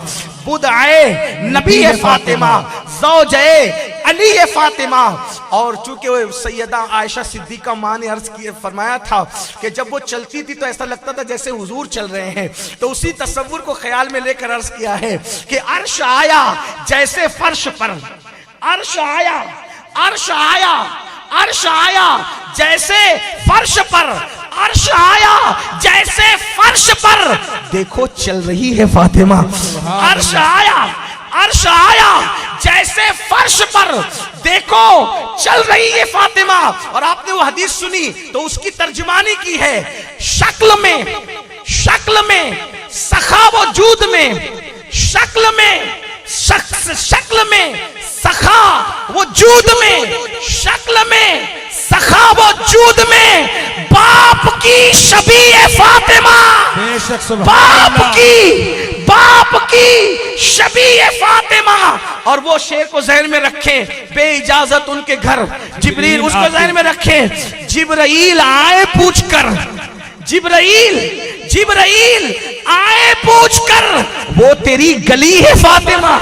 जिब्राइल आए पूछकर, वो तेरी गली है फातिमा। और ये शेर को ज़हन में रखें, अल्लाह और क्या बात रजा उस चमनिस्तान कर, इसको ज़हन में रखें। और फिर सुने, अल्लाह अकबर, फूल है हुसैन और हसन, फूल है हुसैन और हसन, पारसा कली है फातिमा, पारसा कली है फातिमा। और मुस्तफा भी सूंघते रहे, बच्चे चूमे जाते हैं, सूंघे नहीं जाते, लेकिन रसूलुल्लाह अपनी शहजादी को सूंघा करते थे। किसी ने पूछा क्यों सूंघते हैं? फरमाया कि मैं जन्नत की सैर को गया था और मैंने वहां पर देखा एक जो है वो कली है या फूल है, और मुझे ये महसूस हुआ कि इसकी खुशबू गालिब आती है, तो मैंने उसको खा लिया। मेरे दिल में ख्याल आया कि खदीजा के करीब जाना चाहिए, वजीफे ज़ौजियत अदा होनी चाहिए, और ये हुआ। और फातिमा फिर अपनी माँ के शिकम में आई, इसलिए कि हुजूर अलैहिस्सलाम नबुव्वत के ऐलान से पहले भी ख्वाब में कई मर्तबा इस तरह के ख्वाब देख चुके थे। उलमा जानते हैं जो वो बशारतें हुजूर अलैहिस्सलातु व तस्लीम को ख्वाब में मिलती रहती थी।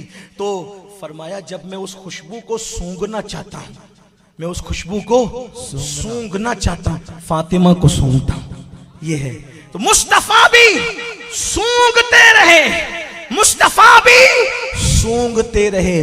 खुल्द की कली है फातिमा, सुभान अल्लाह, खुल्द की कली है फातिमा।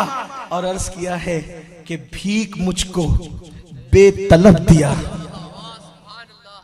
भीख मुझको बेतलब, भीख मुझको, भीख मुझको बेतलब दिया। यहां पहुंच करके मुझे ऐसा लगता है कि मेरी रूह रक्स कर रही है, इसलिए कि ये सच्चाई है, ये हकीकत है। भीख मुझको बेतलब दिया, भीख मुझको बेतलब दिया। तू बड़ी सखी है फातिमा, तू बड़ी सखी है फातिमा। और ये अमीन खानाजाद सग, ये अमीन, ये अमीन खानाजाद सग तालिबे बकी है फातिमा, तालिबे बकी है फातिमा। वो सैयदा फातिमा की चौखट है, ये फातिमा तो ज़ारा है। लोग कहते हैं मुझे समझो, मुझे देखो, मैं कौन हूँ। कहा तू कौन है? तो कहा कि मुझे देख करके बड़े बड़े उलमा खड़े हो जाते हैं, मेरे इस्तकबाल के लिए बड़े बड़े पीर खड़े हो जाते हैं। अच्छा अब जरा हसनैन की अम्मी को देख, सुभान अल्लाह, और उनकी अजमत का अंदाजा लगा। सैयदा आयशा सिद्दीका फरमाती हैं कि मैंने देखा जब सैयदा फातिमा आती थी तो नबियों के इमाम उठ करके खड़े हो जाते थे, सुभान अल्लाह, और उनकी पेशानी को चूमते थे और चूम कर कहते थे फिदा के उम्मी व अबी या फातिमा, फातिमा तुझ पर मेरे माँ बाप कुर्बान हो जाए। ये सैयदा पाक है। सैयदा के लिए एक आखिरी बात अर्ज करके आगे बढ़ता हूँ। सैयदा कायनात, मखदूम कायनात सैयदा फातिमा की शान क्या है? इतने बड़े बाप की बेटी है, इतने बड़े बाप की, जिसको ये कहने का हक था कि जन्नत मेरे बाप की है। बेशक, अरे ये तो है ही है कि जन्नत उनके बाबा की है। उनके दो बेटे जन्नती जवानों के सरदार हैं। बेशक, सुभान अल्लाह। लेकिन अगर मुझसे पूछे साहब तो इससे बड़ी बात कहता हूं, अगर आप हजम कर सकते हो जामनगर वालों तो कहूं अता हो, इससे बड़ी बात, इससे बड़ी बात, किससे बड़ी बात कि उनके दोनों बेटे जन्नती जवानों के सरदार, दोनों बेटे जन्नती जवानों के सरदार। हदीस है अल हसन वल हुसैन सैयदा शबाब अहलिल जन्नह। ठीक, आप जन्नत में जाएंगे इंशाअल्लाह, अल्लाह करे हम भी जाएं। फिर कहता हूं, जो जन्नत गुलामों को मिलेगी क्या वही सरदारों को मिलेगी? बोले नहीं मिलेगी, हैं? गुलामों की जन्नत और सरदारों की जन्नत में फर्क है ना? है कि नहीं भाई? है। अमाल के मुताबिक भी फर्क होगा। अब वो कौन? जन्नती जवानों के, जन्नती जवानों के सरदार, जन्नती जवानों के सरदार, सरदार। अब देखना लोग हैरान है, यार ये जन्नती जवानों के सरदार है हसन और हुसैन, कितने बड़े लोग हैं। मैंने कहा उनकी जन्नत, जुमला जाये नहीं होना चाहिए। बीबी ज़हरा पाक का करम हो जाए, मुझे और आपको भीख मिल जाए, करम हो जाए, दुनिया और आखिरत सुधर जाए। जन्नती जवानों के सरदार हसन और हुसैन, उनकी जन्नत जिसके कदमों में हो उसे फातिमा मोहम्मद कहते हैं। नारे तकबीर, नारे रिसालत, शाने अज़मत सैयदाए कायनात। क्या मर्तबा इस खातून का, इस जात का मर्तबा तो देखो। हुजूर कहें कि वो मेरे जिगर का टुकड़ा है और हसनैन करीमैन की जन्नत जिसके कदमों में हो। सुभान अल्लाह। और एक बात कह दूं, अगर आप सुन सकते हैं तो बात खत्म करते हुए, पूरी बात अब आखिरी तक तो नहीं पहुंच सकूंगा, बात खत्म करते हुए जल्दी जल्दी समेट के कहूं, जो अली जैसे खातिमुल विलायत की जन्नत हो। सुभान अल्लाह। अली जैसे खातिमुल विलायत की आपने कहा उनकी जन्नत कैसे? बीवी तो बीवी होती, शौहर तो शौहर होता है। कहा ये अली कौन है? मैं कहा अगर नहीं पता, नए सुनने वाले हैं तो मैं बता दूं, अली वो है। काजी सनाउल्लाह पानीपती तफसीर मजहरी में लिखते हैं, किताब याद रखना, मफहूम वही है, अल्फाज तब्दील हो सकते हैं। काजी सनाउल्लाह पानीपती, जिसको शाह अब्दुल अजीज बहकी वक्त कहते थे, इल्म की दुनिया में इतना बड़ा नाम है सनाउल्लाह पानीपती का, वो अपनी किताब तफसीर मजहरी में लिखते हैं कि अली वो है कि दौरे आदम से लेकर आज तक जितने लोग वली बने हैं वो अली के फैजान से वली बने हैं। अली वो है जो पैदा होने से पहले लोगों को विलायत तकसीम करता है। अब मुझे बताएं, वो अली जो पैदा होने से पहले वली बनाए, मेरे इमाम तो यहां तक फरमाते हैं कि वलियों से पूछो कि अली का एहसान क्या है।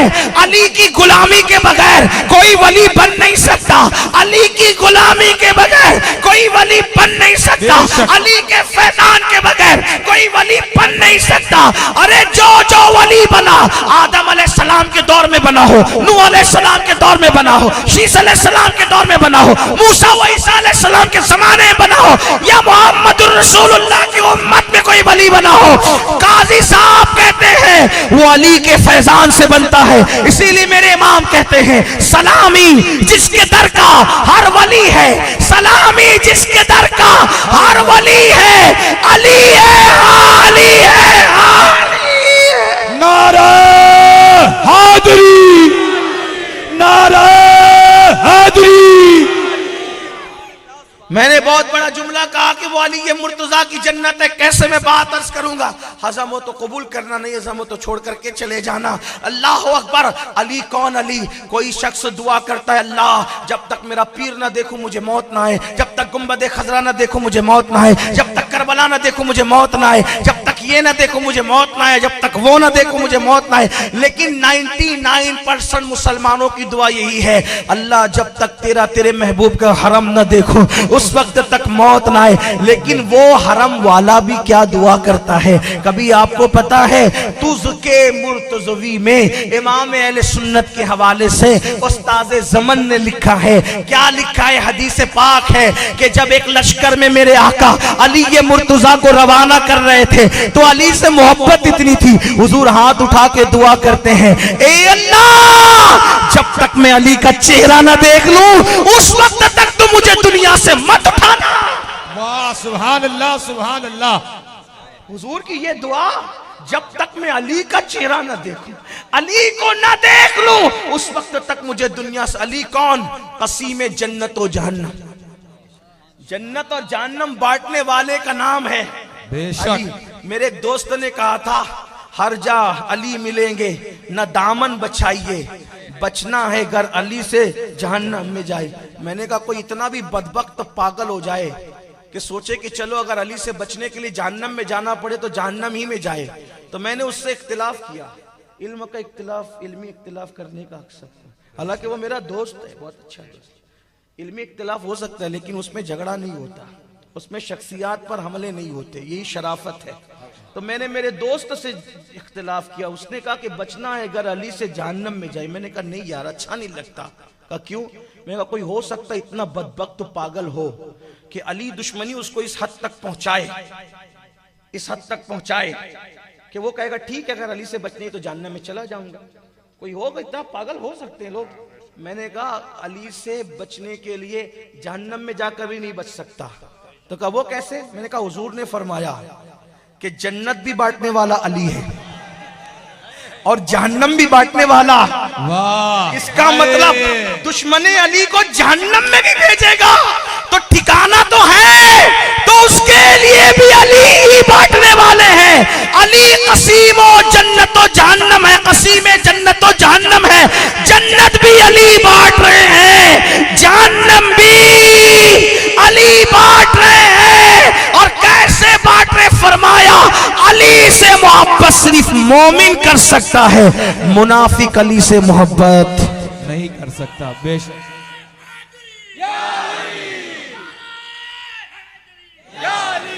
लेकिन फिर आपसे कहता हूं खबरदार, अली की मोहब्बत का नाम लेकर सहाबी को गाली ना देना, वरना यह सियासत होगी, मोहब्बत नहीं होगी।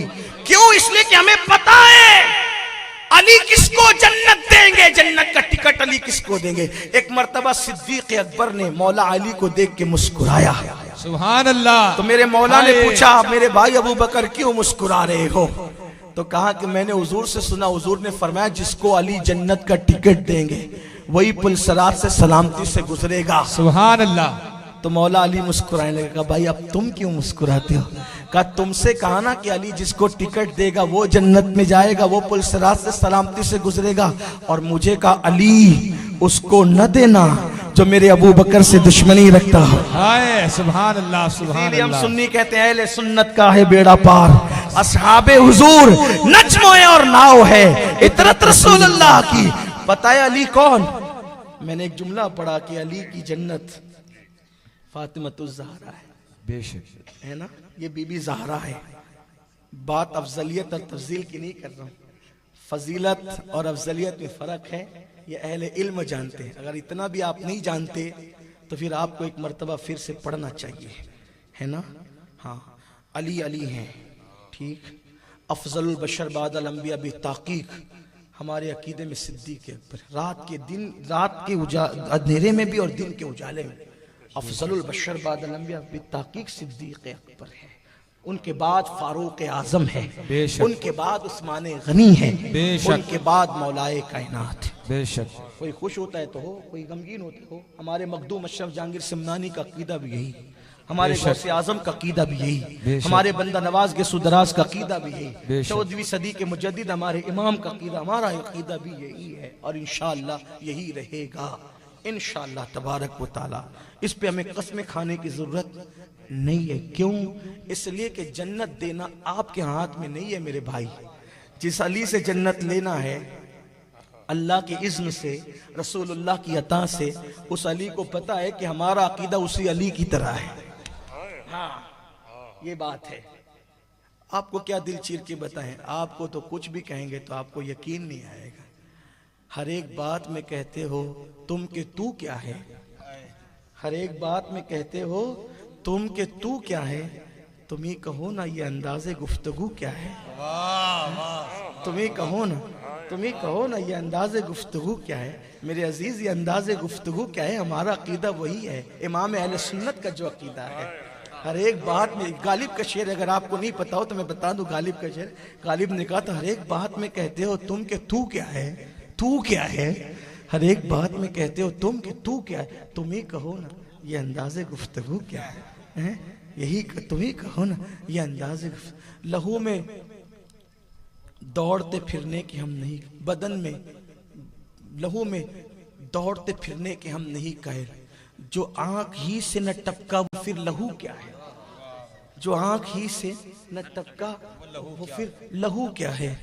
और जो जल गया है जिस्म तो दिल भी जल गया होगा, जो जल गया है जिस्म तो दिल भी जल गया होगा। कुरेदते हो क्या, कुरेदते हो क्या, अब इसमें जुस्तजू क्या है। कुरेदते हो क्या भाई, जब सब जला दिया है तो दिल भी तो जल कर पिघल गया मिट्टी में, अब क्यों कुरेदते हो, राह क्यों कुरेदते हो क्या, अब इसमें जुस्तजू क्या है, इसमें जुस्तजू क्या है। तो बहरहाल अर्ज ये कर रहा था कि अली कौन, अली कौन, खातिमुल विलायत अली, फातेह खैबर अली। बेशक। अली विलायत का तकसीम करने वाला, अली जन्नतो जहन्नम को तकसीम करने वाले, और फिर अली वो मुहिब्बे नबी अली, महबूबे नबी अली, क्योंकि खैबर में हुजूर ने ये फरमाया कल झंडा उसको दूंगा जो कर्रार है, कर्रार गैरे फर्रार है, फर्रार नहीं है, यानी फर्रार का मतलब भागने वाला नहीं है, कर्रार है, कर्रार। सुभान अल्लाह, सुभान अल्लाह। मैं इसी तरह कहता हूं हैदर कर्रार, पलट पलट कर हमला करने वाला, पलट पलट कर हमला करने वाला, कर्रार कहते हैं। अच्छा, हैदर कहते हैं शेर को, और फिर हैदरे कर्रार मतलब पलट पलट कर हमला करने वाला, पलट पलट कर हमला करने वाला। लोग कहते हैं यार लोग अली से क्यों इतना जलते हैं। मैंने कहा वो 1450 साल पुरानी कुछ दुश्मनियां मुंतकिल हुई है। हाँ, ये मजाक की बात नहीं कर रहा हूं, सही कह रहा हूं। इसलिए कि जब भी जंग से काफिर लौट के जाते थे तो माएं रोती थी, फूफियां रोती थी, खालाएं रोती थी, तो छोटे छोटे घर के बच्चे पूछते थे चचा को किसने मारा? अली ने। दादा को किसने मारा? अली ने। अब्बा को किसने मारा? अली ने। तो माएं कहती थी सबसे इत्तेहाद करना, अली से नहीं करना। हाँ, तो आज भी वो जिनके बाप दादाओं को काटा है ना, मारा है ना, हाँ, तो थोड़ा सा उनको जलन है। अगरचे गरीब नवाज के हाथ में मुसलमान हुए हैं, लेकिन उनको ऐसा लगता है कि कहीं ना कहीं हमारा कोई रिश्तेदार अली के हाथ से कटा है।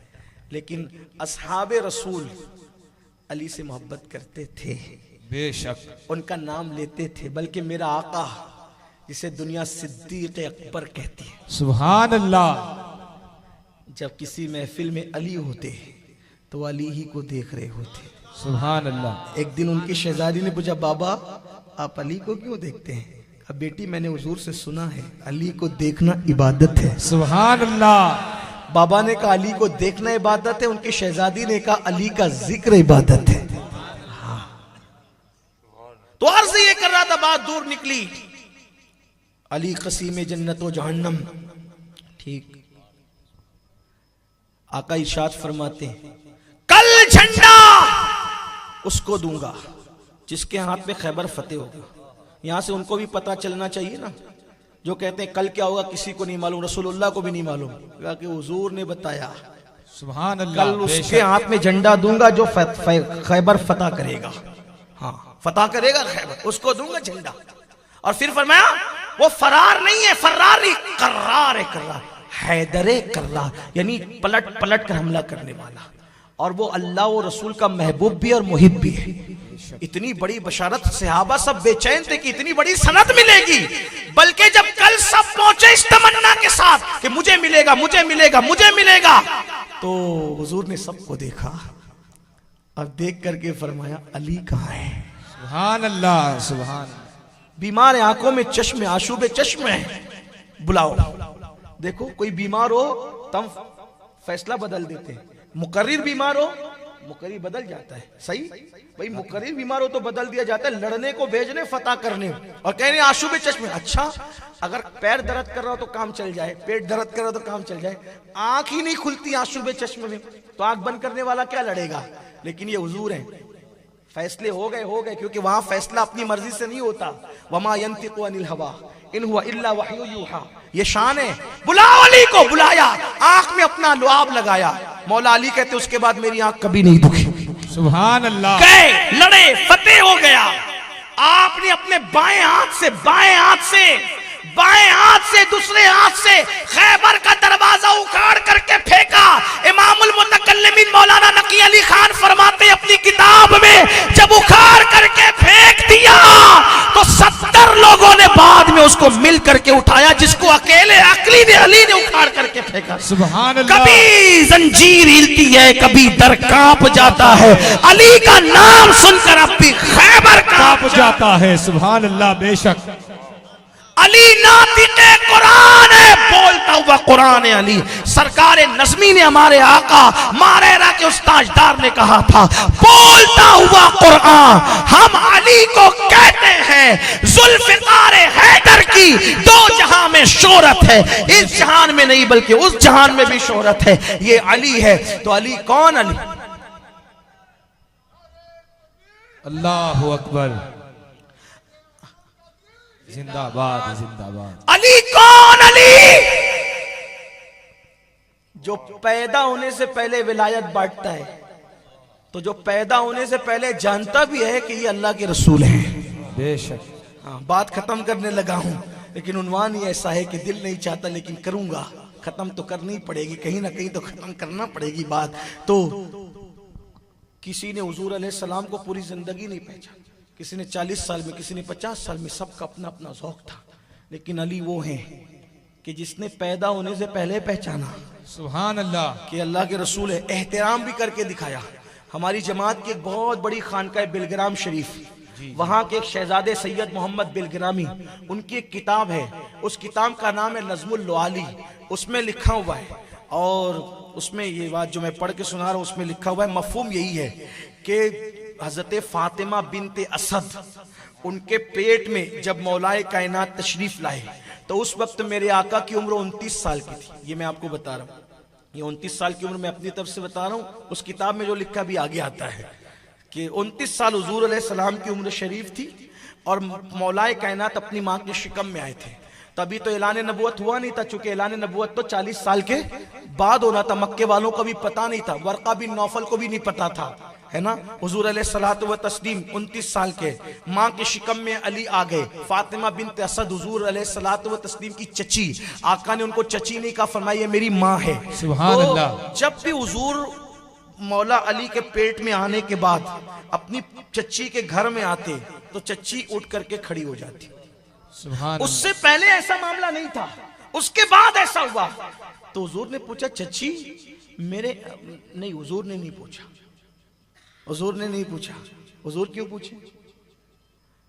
नज़्मुल लुआली के मुसन्निफ लिखते हैं कि हजरत अबू तालिब ने पूछा मौलाए कायनात के वालिद ने कि बिनते असद तुम मोहम्मद के आने पर उठकर खड़ी कैसे हो जाती हो, क्यों हो जाती हो? भतीजे के आने पे चची क्यों खड़ी होती है? तो हजरत अबू तालिब को सैयदा फातिमा बिनते असद कहती है कि ये मेरे पेट का बच्चा जब मोहम्मद को घर में आता देखता है ना, तो अंदर से वो ऐसे इशारे करता है कि मुझे उठ करके खड़े होना पड़े। सुभान अल्लाह सुभान अल्लाह। ये माँ के पेट का आलम है। तो एक दिन जनाब अबू तालिब ने इम्तिहान लेना चाहा, और फिर जब हुजूर आए तो फातिमा बिनते असद के कंधों पे हाथ रख के उन पे जोर डाला कि उठने नहीं दूंगा।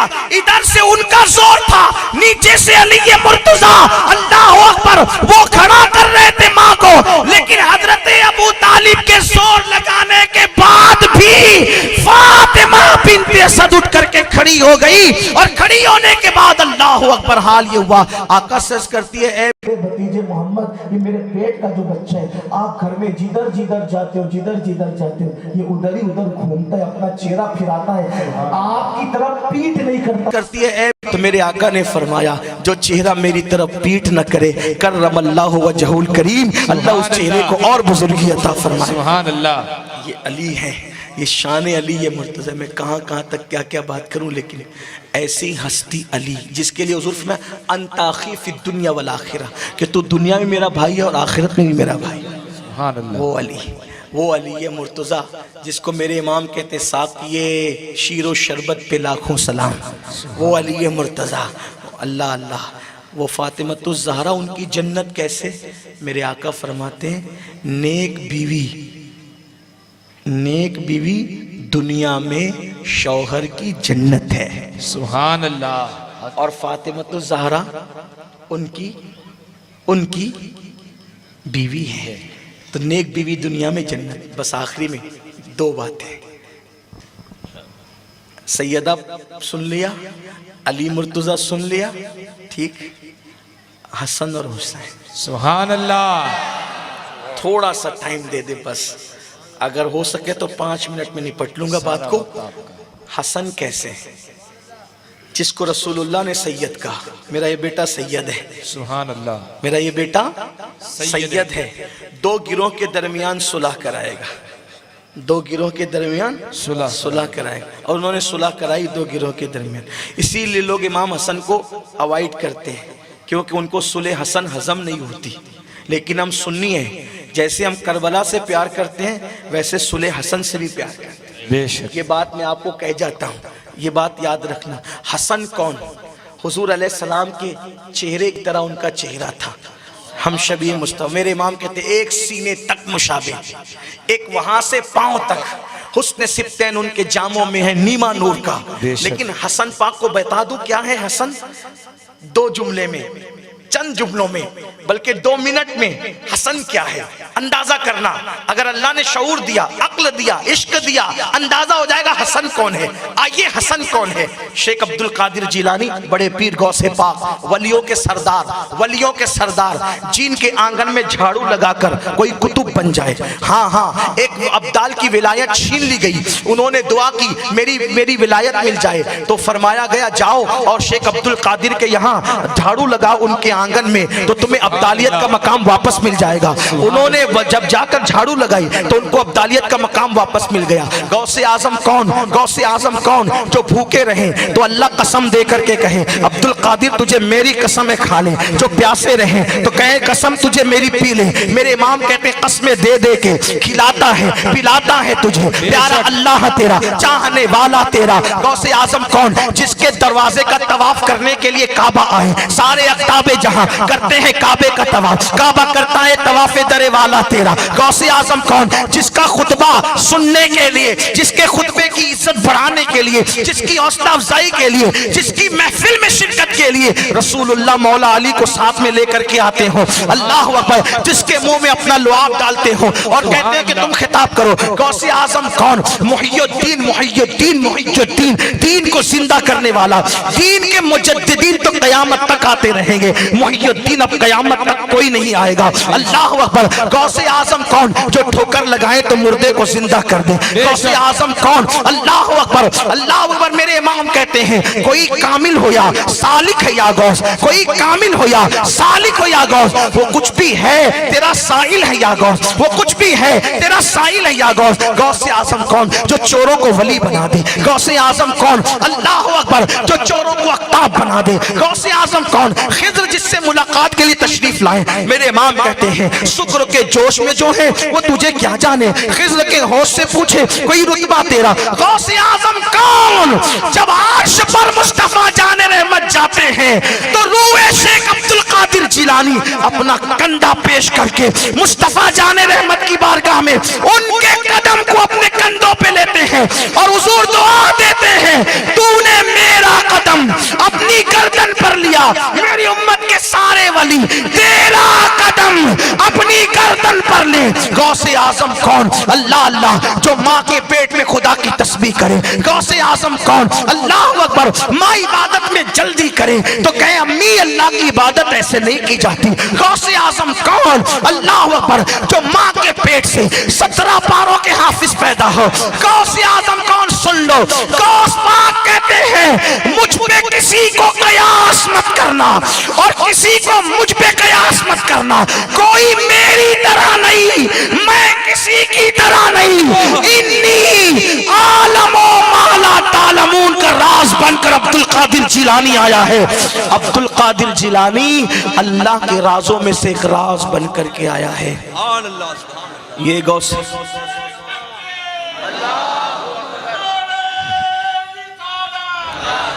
भूलना मत इस बात को भूलना मत। एक जुमला पढ़ने के लिए मैंने बात की है।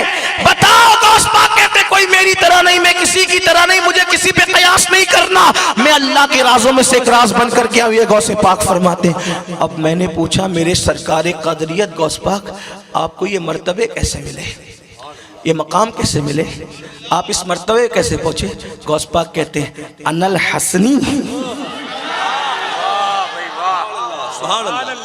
अनल हसनी वल मुख्दा मकामी। ये जो मेरे मर्तबे देख रहा है कि मुझे इतना बड़ा मकाम कैसे मिला, मैं हसन का बेटा हूँ।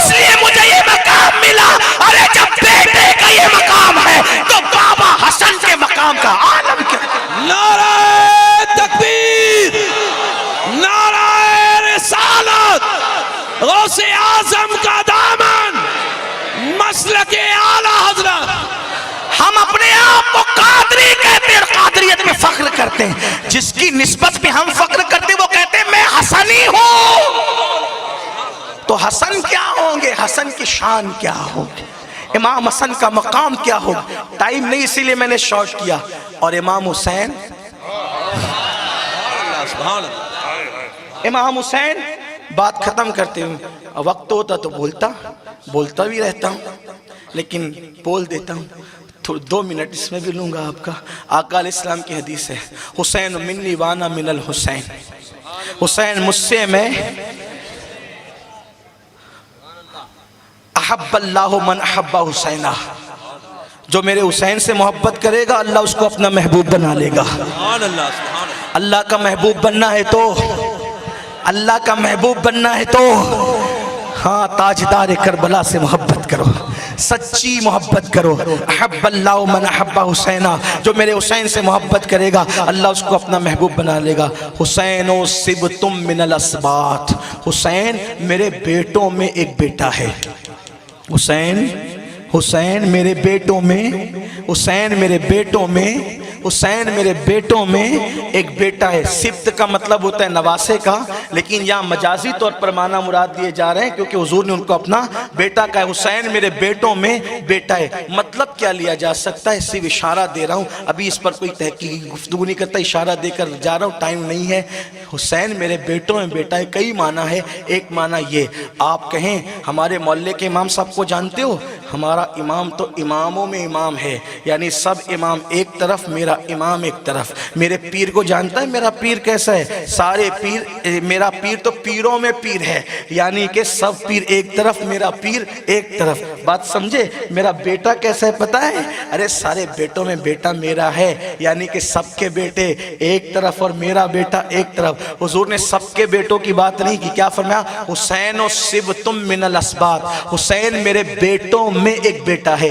क्या मतलब हुआ, अब जामनगर वालों दिल थाम करके सुन लो, बात मुकम्मल होती है। हुसैन मेरे बेटों में बेटा है, हुसैन मेरे बेटों में बेटा है। तो हुसैन बेटों में बेटा मतलब नबी का बेटा कौन, इमाम ज़ैनुल आबिदीन, इमाम ज़ैनुल आबिदीन। इनका नाम अली इब्ने हुसैन है। ज़ैनुल आबिदीन क्यों करार दिया गया इनको, ज़ैनुल आबिदीन कहते हैं आबिदों की जीनत। अब अगर एक एक की सिफत पढ़ूंगा तो टाइम जाएगा, लेकिन सिर्फ इतना सुनना, ये ज़ैनुल आबिदीन कौन है पता है। मदीने मुनव्वरा के गरीब लोग हैरान रहते थे कि आखिर कौन है हमारे घर के आंगन में हमारे सामान, पैसे, कपड़े, ज़रूरत की चीज़ें डाल के जाता है और चिट्ठी लगी रहती है, ये तुम्हारे लिए हलाल है और इसका मालिक तुम्हें इस पे, तुम पर ये हलाल करता है। कौन है ये गरीबों का गमगुसार, मिस्किनों का मददगार कौन है। कोई मिलता नहीं था, कोई तलाश करने में भी नहीं मिलता था। आजकल तो लोग अगर समूह शादियां करते हैं तो दूल्हा दुल्हन को बिठाकर इतनी तस्वीरें छापते हैं कि बेचारे शायद जिंदगी भर तक के मुंह उठा के चल ना सके। रिलीफ तकसीम होती है तो भी उसको व्हाट्सएप पर डालकर इतना तकसीम करते हैं कि वो बेचारे खाने वाले जिंदगी भर मुंह उठा के चल ना सके। कहा गया एक मरतबा रमजान शरीफ आया, एक मरतबा रमजान शरीफ आया तो एक बच्ची ने जो है वो इदारे के लोगों से कहा, अंकल इस साल आप रिलीफ लेकर हमारे घर मत आना, रमजान किट लेकर के मत आना। कहा बेटी क्यों, कहा पिछले साल आप लोगों ने दिया तो व्हाट्सएप पे इतना चलाया कि अब स्कूल जाती हो तो लोग चिढ़ाते हैं कि तुम लोग तो रिलीफ के पैसे से इफ्तार और सहरी करते हो। तो हमें भूखे रहना पसंद है लेकिन हमें जलील होना पसंद नहीं है। लेकिन मुसलमानों, ये सुन्नत अहले बैत है, ये सुन्नत सहाबा है, ये सुन्नत औलिया है कि नेकी एक हाथ से करो तो दूसरे हाथ को खबर ना हो। क्या चर्चे कर रहे हो, नेकी करते हो व्हाट्सएप पे डालते हो, नेकियां करते हो फेसबुक पे डालते हो। अरे अल्लाह के लिए भी कुछ किया, नमाज पढ़ी नमाजी कहलाने के लिए, हज किया हाजी कहलाने के लिए, तकरीरें की खतीब कहलाने के लिए, इल्म पढ़ा इल्म वाला कहलाने के लिए, ज़कात दी सखी और सेठ कहलाने के लिए। अल्लाह के लिए आज तक क्या किया। और सुन लो, जो अमल अल्लाह के लिए किया जाता है वही अमल कबूल होता है। इसलिए अल्लाह के लिए अमल करना सीखो मुसलमानों। ये इमाम ज़ैनुल आबिदीन पाक है। अल्लाह अकबर। मदीने वालों को खुद नहीं पता कि कौन दरवाजे पे जाके डाल आता है, साहिल को खुद नहीं नहीं पता, उनकी जरूरत दिन में मालूम करते, रात को पहुंचा करके आते हैं। लेकिन जब इमाम ज़ैनुल आबिदीन की शहादत हुई और तख्ते पे नहलाने के लिए लिटाया गया, तो उस वक्त आपके बदन पर बोरियों के निशानात थे, आपके बदन पर वजन उठाने के निशानात थे। लोगों ने कहा ये कोई नौकरी करने वाली हस्ती तो नहीं, ये कहां बदन पे निशान कहां है? उस वक्त इमाम बाकिर ने कहा था, मदीने वालों, जो गरीबों का खादिम पुरस्कार तुम्हें आज तक नहीं मिला था, आज उसका पता चल गया। तुम्हारे दरवाजों पर जो जरूरत की चीजें डाल जाता था वो कोई और नहीं था, वही नबी का वही बेटा ज़ैनुल आबिदीन था। ये ज़ैनुल आबिदीन है, एक एक रात में 300 रकअत नमाज पढ़ी, कभी 700 रकअत नमाज पढ़ी। ज़ैनुल आबिदीन नबी के बेटे, इमाम बाकिर नबी के बेटे। अल्लाह अकबर। अब एक एक का तारुफ तो नहीं करा सकता ना, इशारा दे के गुजरता हूँ। बाकिर कहते हैं चीर फाड़ करने वाले को। उनको बाकिर क्यों कहा गया? इसलिए कहा गया जब इल्मी बात उनके सामने की जाती तो इतनी तफसील से बयान करते कि लोग कहते कि इसको चीर फाड़ करके रख दिया। एक एक चीज सिखा करके रख देते, एक एक चीज बता कर रख देते, इतना इल्म दिया था। इमाम बाकिर रसूलुल्लाह के बेटे, इमाम जाफर सादिक रसूलुल्लाह के बेटे। जाफर सादिक कौन है? अरे 100 मरतबा ख्वाब में जिसने अल्लाह को देखा वो इमाम आजम, जिसने 100 मरतबा ख्वाब में अल्लाह को देखा वो इमाम आजम। जाफर सादिक की जूतियां सीधी करते हैं, तब पता चलता है जूती उठाने वाला इतना बड़ा है तो जूतियों वालों के बड़ेपन का आलम क्या होगा। वो इमाम जाफर सादिक रसूलुल्लाह के बेटे। इमाम मूसा काजिम, वो मूसा काजिम, अल्लाह अकबर, जिनका हाल ये था कि बादशाह वक्त ने एक फाहिशा औरत पे इल्जाम लगाने के लिए आपके कमरे में भेजा। उसने कहा मुझे देख तो सही। आपने एक नजर देखा, बेहोश होकर जमीन पे गिरी, होश आया तो विलायत के मकाम पर पहुंच गई। बादशाह ने लोगों को कहा बता मूसा काजिम ने तेरे साथ क्या सलूक किया? तो कहा क्या सलूक किया, तू अपने जैसा समझता है? मैंने कहा नजर डाल। नजर डाली, मेरे दिल से पाप खत्म करके मेरे दिल में अल्लाह के जलवे बसा दिए। ये मूसा काजिम है। अली रजा कौन? अली रजा वो इतने खूबसूरत और हसीन थे कि चेहरे पे नकाब डाल करके चला करते थे। अल्लाह पर लोग कहते थे नकाब तो उठाइए, चेहरा तो दिखाइए। मैं हैरान हूँ, जब अली का रजा ऐसा है तो वो अली के मुर्तजा कैसा होगा? अल्लाह अकबर। हमारे बुजुर्गों ने लिखा है, हमारे बुजुर्गान दीन बताते हैं कि एक मर्तबा एक जूसी का बच्चा जिसकी उम्र 4-5 साल की थी, मुसलमान भागे जा रहे थे। उसने पूछा क्यों भाग रहे हो? कहा हमारे नबी का बेटा आया हुआ है, उसकी ज़ियारत के लिए जा रहे हैं। कहा उसके चेहरे में रखा क्या है जो तुम उसके पीछे भाग रहे हो? वो मुसलमान थे, एक बच्चे के मुंह लगना मुनासिब नहीं समझा, इसलिए कि सबके मुंह लगना शरीफों की आदत नहीं होती, बात लोगों पे छोड़ देना चाहिए। अल्लाह अकबर। वो मुसलमानों ने कहा ओ मजूसी के बच्चे, तू कहता है हमारे नबी के बेटे के चेहरे में क्या रखा है, तू जाके खुद देख ले तो पता चले कि चेहरे में क्या रखा है। 4-5 साल का वो बच्चा उन मुसलमानों की सही रहनुमाई पर जब वो भागते हुए गया और अली रजा ने जब नकाब उल्टा अपने चेहरे से नकाब हटाया तो वो बच्चा होकर के कदम पकड़ के कहता है अब घर नहीं जाऊंगा, आज से मेरी माँ भी तू है, मेरा बाप भी तू है। अली रजा ने साथ रखा, पढ़ाया लिखाया और उसी अली रजा ने फिर उस शहजादे को क्या बनाया? उसी को दुनिया इमाम मारूफ करखी के नाम से जानती है, जिसके मजार पे जाके गौसे पाक चिल्ले किया करते थे और फरमाया कि मुझे इमाम मारूफ करखी के मजार से जितना फैज मिला किसी के मजार से नहीं मिला। इनके वालिदैन मजूसी थे और माँ ने मन्नत मानी थी कि मेरा बेटा लौट कर आएगा, जिस मजहब पे रहेगा उसी मजहब को कबूल कर लूंगी। जब ये गए लौट कर तो पूरे खानदान को मुसलमान कर दिया। मारूफ करकी वह बैरे मारूफ हो सरी, मारूफ दे बेखुद सरी, जुन्द हक में गिन जुनेद बासफा के वास्ते, जुनेद बगदादी के दादा पीर, सिर्री शक्ति के पीर और मुर्शिद, ये है हजरत मारूफ करकी। अगर मारूफ करकी का जिक्र करूं तो बहुत वक्त लगे, लेकिन ये है अली रजा नबी के बेटे। आप जानते हैं कैसे अली रजा है? अल्लाह अकबर। फिर उसके बाद अली रजा के बाद जनाब तकी ले लें, जनाब नकी ले लें, हसन अस्करी ले लें, फिर उसके बाद गौसे पाक और फिर अल्लाह अकबर। एक घाघर में पूरे सागर को समेटने वाला मोइनुद्दीन, मेरे नबी का बेटा, मेरे नबी का बेटा, जिस अकेले 90 लाख को ईमान की दौलत अता की है। हाँ हाँ, वो अशरफ सिमना नबी का बेटा जिसने 70,000 को एक महफिल में कलेमा पढ़ाया है। अल्लाह अकबर। ख्वाजा बंदा नवाज के सुदराज बुलंद परवाज नबी का बेटा, इसी तरह हजरत सैयद अहमद कबीर रिफाई नबी का बेटा, इसी तरीके से महरेरा के सादात नबी के बेटे, मसूली के सादात नबी के बेटे, बिलकिरान के सादात नबी के बेटे, एक से करामतें।